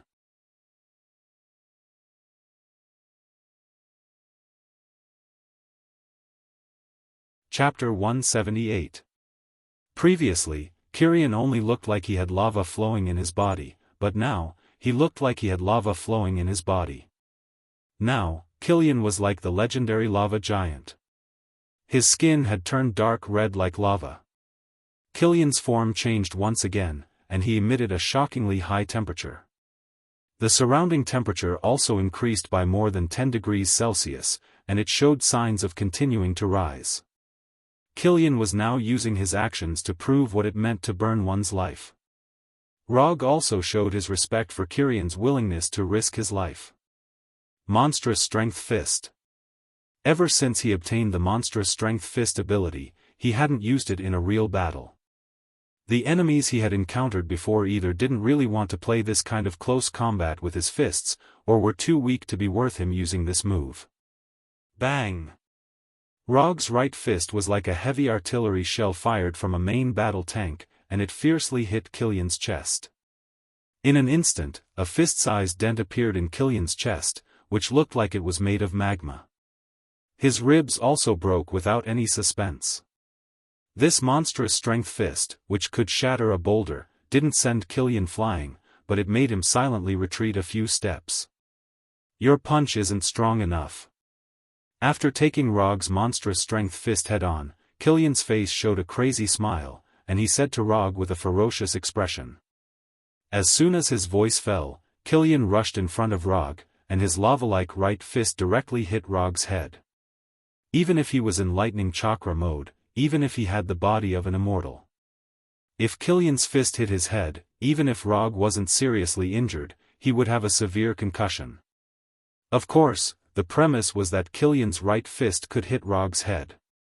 Rog didn't prepare to block Killian's fist, nor did he intend to retreat. Just as Killian's fist, which was no weaker than the monstrous strength fist, was about to hit his head, he tilted his head to the left at this critical moment. Killian's right fist brushed his right ear with a distance of less than a centimeter, and then Killian heard his sudden question. Do you know what 1000 minus 7 equals? Of course, Killian knew what 1000 minus 7 equals. However, he didn't intend to answer Rog at all, but took this as a provocation from Rog. Just as Killian was about to cut off Rog's head with his right hand, he suddenly found that his right hand was firmly grasped by Rog. Rog's hands grabbed Killian's right forearm and upper arm respectively, and then his hands suddenly bent. Gotcha! The crisp sound of an elbow joint fracture sounded. To an ordinary person, having his right arm broken was probably an unbearable pain. But to Killian, this pain was nothing. What's more, extremists can repair. However, Killian still misjudged Rog's idea. Breaking Killian's arm was not Rog's real purpose. Just as Extremis was trying to repair the broken right arm, Rog's right hand that grabbed Killian's forearm suddenly exerted force and directly removed Killian's forearm. What is 1000 minus 7 equals? Rog pulled out Killian's forearm directly like pulling out the weeds in the garden, and continued to ask. Killian now has no idea what Rog is going to do. With Killian's silence, Rog's left hand that grabbed his upper arm suddenly exerted force and pulled his upper arm directly off, 1000 minus 7. What the hell is this guy going to do? This kind of injury is nothing to me. Even if his right forearm and upper arm were torn off one after another, Killian still didn't take it to heart. However, after seeing Rog's gaze like a wolf looking at a rabbit, Killian suddenly remembered something. Is he going to? Impossible. This is not his fighting style. Feeling that something was wrong, Killian instinctively wanted to retreat, but it was too late. Rog grabbed his left hand at some point. This guy is really going to do this. Killian didn't have time to withdraw his left hand, and the forearm of his left hand was pulled off by Rog violently, 1000 minus 7. Killian still didn't answer, so the upper arm of his left hand was also torn off. He's going to tear Killian apart. After seeing Rog tear off Killian's hands with great decisiveness, Tawny and Colonel Road had this amazing idea in their minds at the same time. Rog didn't intend to do this. However, when Killian waved his magma right fist towards him, he suddenly thought of an anime character. His left hand was also torn off, and Killian finally confirmed Rog's idea. Although it was a pity to lose his left hand, it also gave Killian a chance to retreat. Without any hesitation, Killian's legs suddenly exerted force, and his whole body directly jumped back. If possible, Killian didn't want to distance himself from Rog. But now, he could only do this. The lost hands could indeed grow back, but it took time, even if it was only a short time of 2 or 3 seconds. If he continued to stay in front of Rog, he would be a sandbag without any power to fight back. Rog didn't seem to see Killian's retreat, letting him run for dozens of meters. Just as Killian breathed a sigh of relief, for shining golden chakra chains hit his shoulders and legs, firmly nailing him to the ground. King Kong blockade. Since he planned to imitate Kinmu, he might as well imitate more. Rog is not a ghoul like Kinmu, nor does he have Kinmu's scales, but this does not prevent him from imitating Kinmu. For King Kong blockade wrapped in golden light, and then covered with a layer of chakra coat, can also create tail-like scales. Controlling chakra chains to pull himself behind Killian, Rog once again asked the question that gave Killian a headache, 1000 minus 7. This guy is too much. Killian's hands have been completely restored, but he was nailed to the ground by chakra chains and had no possibility of attacking Rog. Self-destruct. I would rather self-destruct than answer your idiotic question. Killian quickly made a decision. Then, his heart suddenly sank. Can't self-destruct? Having reached this point, Rog certainly won't let Killian self-destruct so easily. At the moment when chakra chains hit Killian, he forced his chakra into Killian's body and used chakra to forcibly suppress Extremis. 1000-7. 993. 986. 979. 972.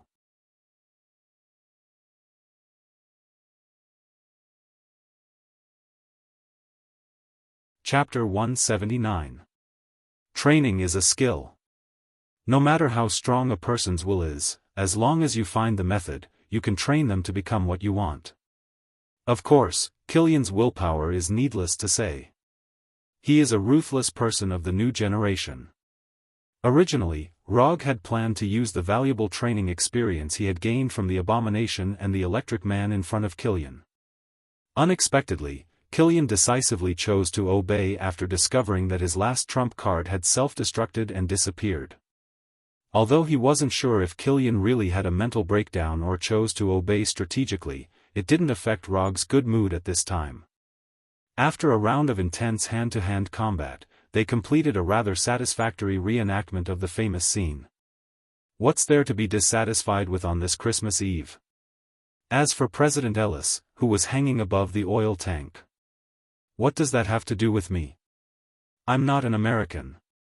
923, 916, 909, 902, Killian was still playing the 1000-7 game. At the same time, his face was tightly pressed against the ground, and he closed his eyes as if he had accepted his fate. Speaking of which, Killian was a rather unlucky guy. If he didn't appear on New Year's Eve, when Tawny wanted to do something with Maya Hansen, he might not have become like this. Even so, Rog didn't feel sorry for Killian. You made the choice yourself, and of course, you have to bear the consequences yourself. The world of adults was just that simple. Lightning release, thunderbolt sword draw. Without any hesitation, a tachi made of lightning appeared in Rog's right hand. Then, lightning flashed across Killian's neck. This time, it's really over. Killian's head rolled forward a few times, and magma-like blood flowed out. Not long after, Killian's body completely cooled down. Putting away the thunder tachi in his hand and the chakra chain on his back, Rog summoned more than a dozen shadow clones. Without any instructions, these shadow clones quickly rushed to the laboratory on the fishing platform and began to pack the equipment and materials in the laboratory. These equipment and materials were used by Dr. Lizard when transforming the Abomination. He didn't know if it was his own illusion, but Rog felt that Dr. Lizard was becoming more and more like Orochimaru. No, if Dr. Lizard is Orochimaru, then he, who provided him with experimental materials, is Konoha's pot King Danzo. Using the Flying Thor, the shadow clones quickly emptied Killian's laboratory and then removed their existence one by one. After dealing with Killian, Rog did not intervene in other battles. Instead, he gave the stage to Tawny and Colonel Road. 10 minutes later, the harbor finally calmed down. After paying more than a dozen sets of Iron Man armors, Tawny successfully eliminated all the desperados and most of the guards in the port. Colonel Road also successfully rescued President Ellis, retrieved his war machine, and sent the president to a safe place. After the battle, Tawny didn't leave the port immediately. Instead, he flew in front of Rog wearing a suit that he couldn't recognize. Didn't you want me to help you perfect the formula for Extremis? I can help you. But you have to promise that you won't build a super soldier like Killian. After witnessing the battle between Rog and Killian, Tawny helplessly found that if Rog hadn't come this time, he really wouldn't have been able to do anything to Killian. He doesn't like to owe others anything, so he plans to pay back Rog's favor immediately. I can't guarantee this. You also know very well that the biggest role of Extremis is to build super soldiers, and the powerful self-repair ability is just a collateral product. All I can guarantee is that I won't abuse Extremis. Rog wants Extremis, of course, to build a super soldier, otherwise, what does he want this for? He has even decided on the candidate for the transformation. At this time, Abomination, who was far away in New York, suddenly sneezed, and then looked around suspiciously. "Forget it, give me the formula, and I'll ask J.R.V.I.S. to send it to you after I perfect it." After thinking about it seriously for a few minutes, Tawny chose to believe in Rog. If Rog really wants to build a super soldier, he will build it with or without extremists. What are you going to do next? Glancing at the paper handed over by Rog, Tawny hesitated for a few seconds before reaching out and taking it. Then, like Rog, he sat on the top beam of the fishing platform and looked down at the distant sea. Continue to work, continue to practice, and then wait for the final battle of fate. Tawny rolled his eyes at Rog's strange statement, and then looked into the distance without saying a word. Deal with the shrapnel in your chest. You can't sleep well if you keep thinking about the past. Okay, I'll go first, remember to send me the formula after you perfect it. After that, Rog left the fishing platform with the Flying Thunder God and returned directly to New York. J.R.V.I.S. Remember to clean up the battlefield, I don't want to face a second Obadiah. After instructing J.R.V.I.S., Tawny put on the helmet of his battle suit and flew directly to Los Angeles. How can I spend Christmas Eve alone? Time flew by, and another week passed unknowingly, and it was a new year. The Mandolin terrorist attack finally came to an end with the arrest of Mandolin and the vice president. AIM Pioneer technology was also directly incorporated by the U.S. government in the name of threatening national security. However, what the U.S. government incorporated was just an empty shell, and all the assets and research results of AIM Pioneer technology were mysteriously missing, and their whereabouts were unknown. Colonel Rhodes received a commendation from the president and a medal from the president. The U.S. military originally wanted to take this opportunity to repair the cold relationship with Stark Industries, but there was no doubt that it was directly rejected by Tawny. Stark Industries is no longer the military enterprise it used to be. Clean energy, artificial intelligence, advanced machinery, and other fields are Stark Industries' current main business. A few days after Christmas, Tawny sent him the extremis formula that Rog needed, and at the same time arranged for himself to have the shrapnel removed from his chest. In the new year, everyone started their new lives, and everything was developing in a good direction. Of course, this does not include Abomination, who has been transformed by extremists. With Abomination's physique, there is no problem in surviving the transformation of extremists. What's more, this is the formula that Tawny has perfected, and even if it fails, there will be no self-destruction. When Rog told Abomination that he didn't have to cooperate with Dr. Lizard's research for the time being, Abomination thought that he had received a long-lost New Year's gift. But he soon found that his idea was a little too naive. Don't hide, it will grow back anyway, there is nothing to be afraid of. Come back here. If you run away again, I'll let the wooden puppet communicate with you.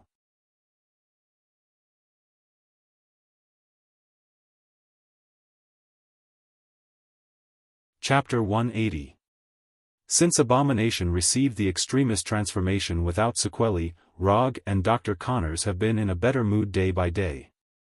Rog finally has a living ninjutsu test target and sandbag with some resistance. Dr. Connors can finally do some experiments on Abomination that he didn't dare to do before.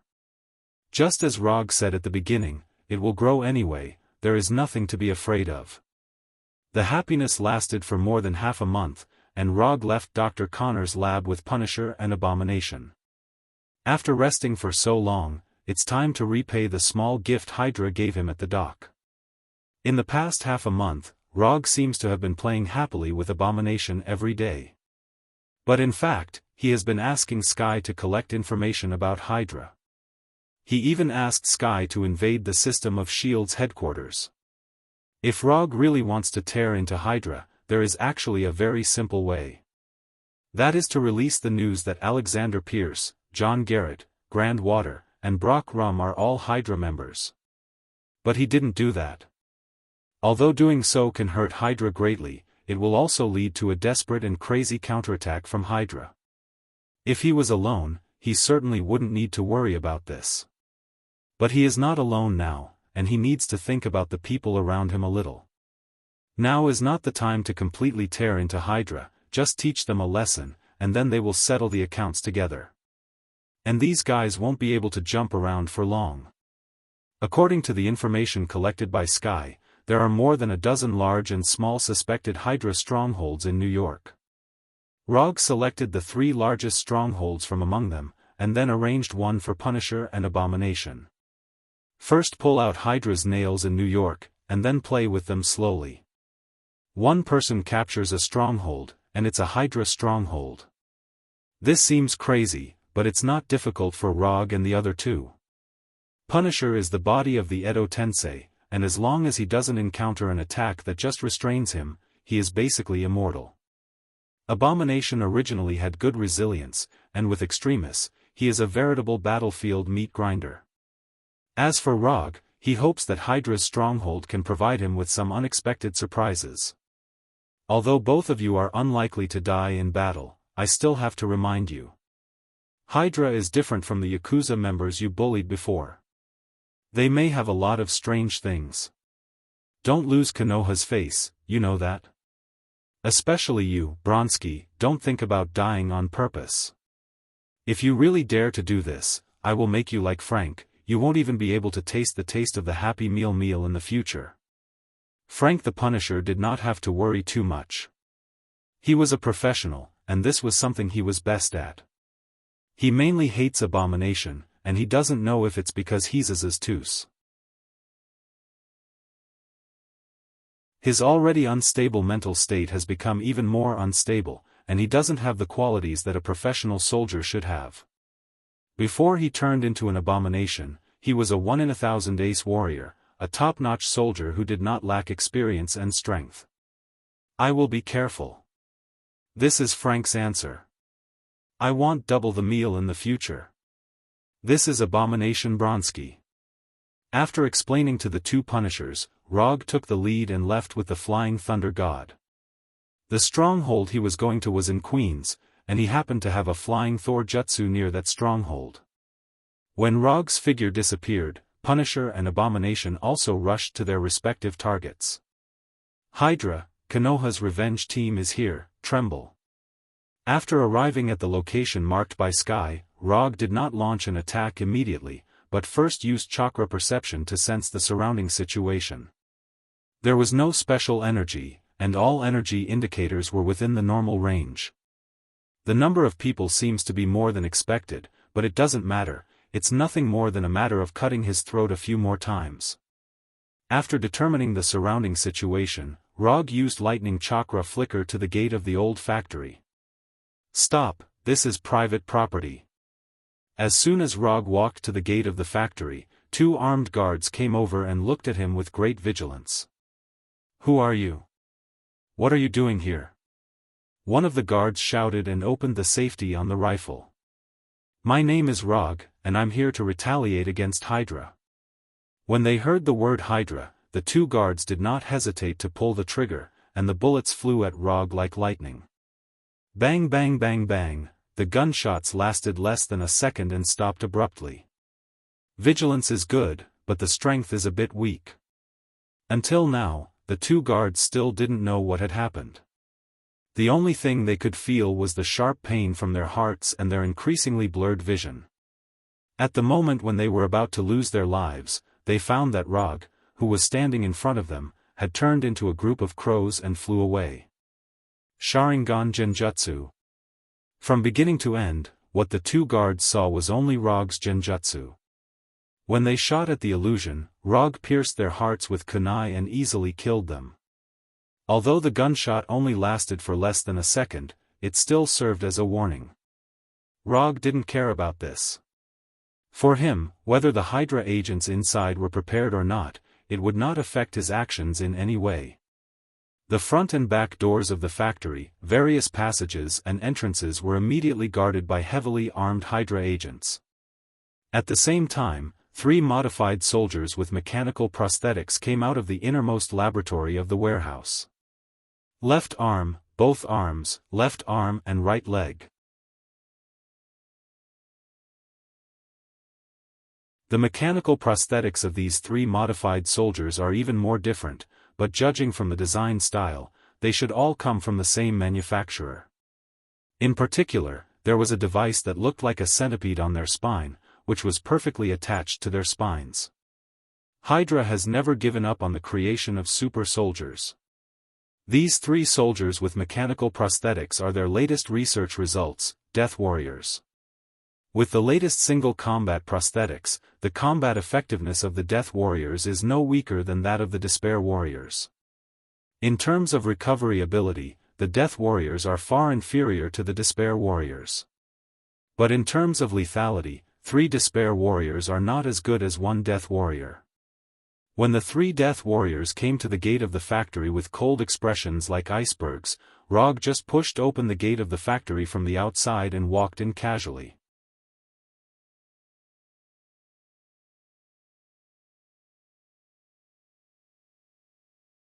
Chapter 181. The costumes of these 3 people look a bit familiar. At the first sight of the 3 Death Warriors, Rog remembered a guy named Michael Peterson. Death Warrior Michael Peterson. If he hadn't crossed over, Sky would have joined Coulson's SHIELD team, and then he would have met Michael Peterson in his first mission. But unfortunately, because of him, the line of fate between Sky and Coulson was completely cut off, not even leaving the end of the line. When Rog looked at the 3 Death Warriors, they were also looking at Rog, and the scene suddenly became a little awkward. Now there are dozens of rifles of various models aimed at Rog, but he seems to see nothing, as if he doesn't see those muzzles and Hydra agents at all. They have seen invaders, but they have never seen invaders so arrogant. Just as these Hydra agents were considering whether to give Rog a few bullets directly, Rog suddenly said, "What are you doing? Can't you find where the trigger is?" Rog retracted his gaze and scanned the surroundings as he spoke in an arrogant tone. Ordinary rifles, nothing to be afraid of. Even with the 3 Death Warriors, it's the same. Standing at the gate of the factory, Rog didn't pay any attention to these Hydra agents, nor did he worry about his life at all. After all, he's just a shadow clone. Yes, he's not Rog himself. After Rog solved the 2 guards at the door, he summoned the shadow clone and handed over the task of frontal assault to the shadow clone. As for himself, he is now in a passage behind the factory. Have Hydra's people been reduced to the point where they don't even have the courage to shoot? Shoot, you waste. If Red Skull knew that his organization had raised wastes like you, he would regret setting up Hydra. Although the Shadow Clone's task is to attack head-on, the Shadow Clone has the same thinking as Rog, so the Shadow Clone knows what the so-called frontal assault is all about. Frontal assault is just a euphemism for going to the front to attract firepower. After the taunt, the Shadow Clone patiently waited for the Hydra agents to attack, and quietly used his Thundercoat to protect himself. The Shadow Clone also has human rights, and the longer he can attract firepower, the better. But the Shadow Clone was soon disappointed because he didn't wait for the expected attack. What's wrong with these Hydra agents? Don't they even love the founder Red Skull? The Shadow Clone looked at these Hydra agents with a puzzled look, and these Hydra agents looked at him with a confused look. What's the matter with this guy? Didn't they say there are intruders? Why is there a fool here? Once again, the awkward atmosphere spread. In the end, the Warrior of Death whose arms had been modified was the first to be unable to bear the strange atmosphere. He directly raised his right arm and shot a small missile at the Shadow Clone. The flying speed of the small missiles could not be said to be slow, but the speed of the Shadow Clone was even faster. Even though he had already used his lightning cloak to protect himself, the Shadow Clone had no intention of taking the missile head-on. Boom! The small missile blasted a container next to the Shadow Clone into a fireball, and the Shadow Clone used lightning body flicker to leave the place before the small missile hit him. This small missile, like a match thrown into an oil can, triggered a series of chain reactions. When the Death Warrior took the lead, the other Hydra warriors no longer hesitated and turned their guns and kept shooting at the Shadow Clone that was flashing around. The battle between the Shadow Clone and the Hydra agents finally opened. Gunshots and explosions from the gate resounded throughout the factory. Rog ignored the battle at the gate and sneaked quickly through the factory. What he is doing now is the true meaning of stealth, not the so-called ninja stealth he used before. The fierce battle that broke out at the gate of the factory attracted the Hydra agents who had been guarding the various passages. As for the rest, they were solved one by Rog in the most silent way. They could use illusions or assassinations. After solving all the enemies he encountered on the road, Rog finally came to the core area of the factory, where Hydra's real base is located. This factory is one of Hydra's 3 largest strongholds in New York City. From the outside, this factory looked like an old factory. But in fact, the inside of the factory has been transformed extremely well and the decoration is particularly high-end. If you only look at the decoration inside, even if you say that this is a luxury office building in Manhattan, people will believe it. Before entering the core area of the factory, Rog deliberately transformed into a Hydra agent and walked in calmly. Laboratory, ignored. Reception room, ignored. Armory, ignored. A few minutes later, Rog finally saw the goal of his trip, the main control room in the base. There are more than a dozen Hydra staff members in the main control room. Some of them are monitoring the battle at the gate of the factory and issuing the latest instructions at any time, some are constantly uploading data and seem to be doing some kind of backup work. Instead of attacking these people, Rog silently came to the corner of the main control room and then pretended to observe the big screen in the main control room. None of the staff in the main control room doubted Rog's identity. Except for a few staff members who turned to look at him when he first came in, the others didn't seem to notice his arrival at all. "It's so easy to get in, I thought I had to use an illusion or something." Everything went so smoothly that it was unimaginable. Rog even wondered if he had come to the wrong place. Is this really Hydra's secret base? These people's vigilance is too low. Although it was unbelievable, Rog silently pulled out a hacking tool smaller than the knuckle of his little finger from his pocket. The reason why he came to the main control room of the base was to bring in this hacking tool specially set up by Sky. Then, he simply stuck this little square thing on any computer or signal port in the main control room. Attack and destroy Hydra's 3 largest strongholds in New York. This is indeed the main content of the revenge operation. But before destroying the strongholds, he still has some small things to deal with, that is, to create conditions for Sky to hack into this base. Sky's hacking skills are beyond doubt, but hackers are not omnipotent. For those networks that have no external network, even the top hackers can't hack into them out of thin air. In order to solve this problem, it is necessary to artificially create an external interface. Tani did this on S.H.I.E.L.D.'s helicarrier and a super agent who climbed the Burj Khalifa in Dubai did it.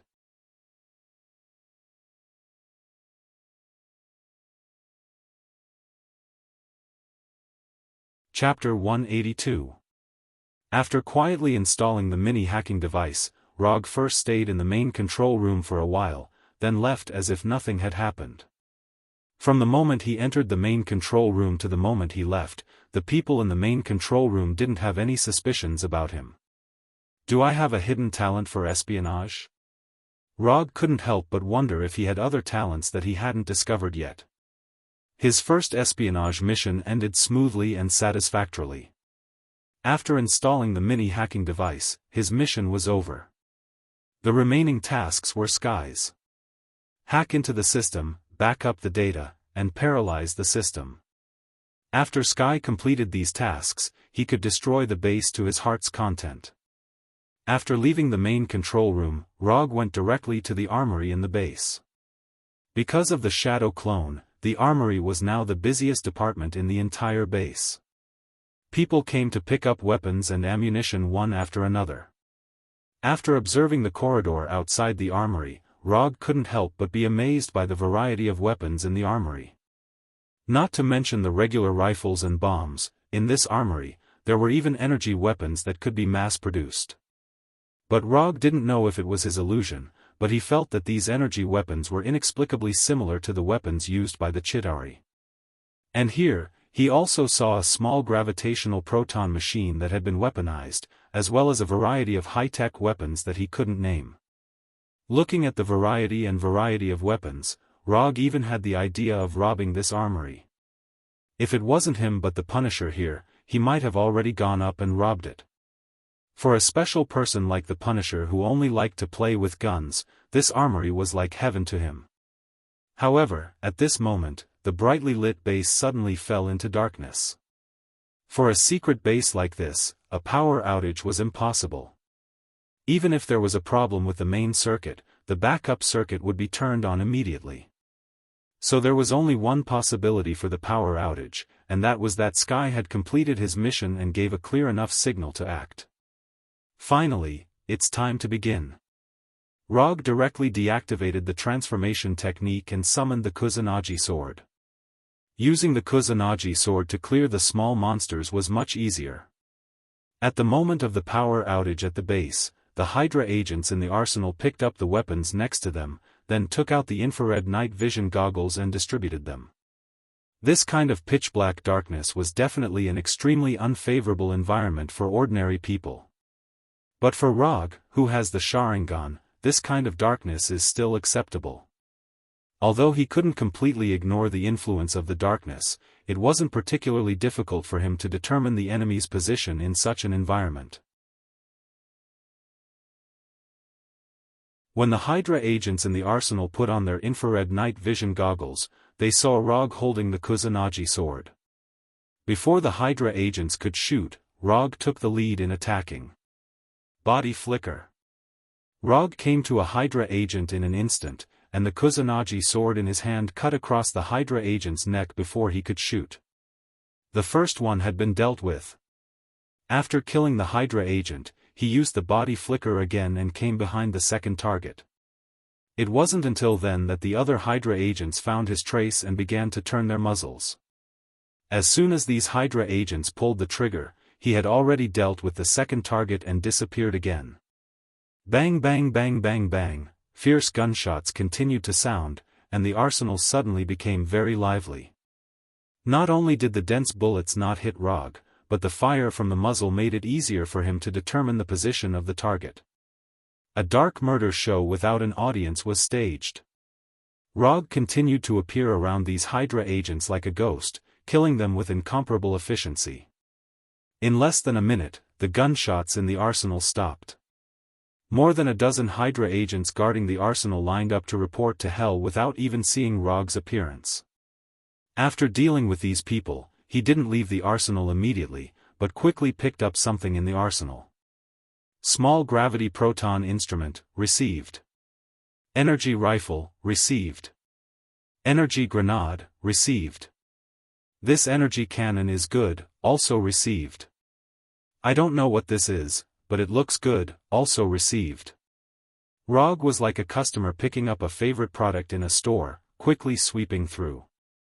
After tossing all the messy stuff into the channeling scroll, he picked up a bag filled with timed explosives. 1 minute, no, 10 seconds is enough. After setting the time, he threw a few in different directions in the arsenal, then picked up the bag and left the arsenal. The base's power supply system has not been restored yet, but this does not affect Rog's speed. He doesn't know if this base has a self-destruct system, but even if it does, it probably won't work now. So he intends to destroy Hydra's base by manually throwing mines. Whenever he passes by a room or area that looks more important, he will throw a few time bombs inside. How much he throws depends on his heart. He throws it with his eyes closed, no pressure. It didn't take long for dozens of time bombs in the bag to be thrown clean by him. Okay, it's time to go back.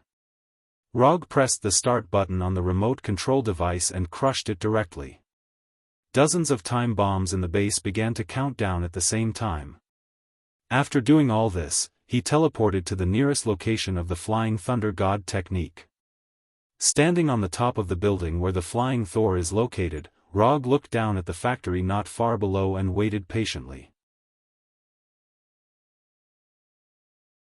10 seconds later, dozens of explosions sounded in the factory at the same time. The power of the time bombs is not great, but when these time bombs exploded, a small mushroom cloud rose into the sky. Rumble. The strong shock wave directly destroyed the entire factory, and the buildings around the factory were also hit by the shock wave, with large and small cracks appearing. It is absolutely impossible to cause this effect with the power of the time bombs themselves. The reason for the mushroom cloud should be that the other bombs in the arsenal helped a lot. When the blast of the explosion began to dissipate and the flying dust began to calm down, Rog once again came near the gate of the factory. There are still 3 relatively tenacious elite monsters here that need to be dealt with. You're tuning in to the UnparalleledSwordWill YouTube channel. Don't forget to subscribe and join us on this journey to catch the most captivating stories.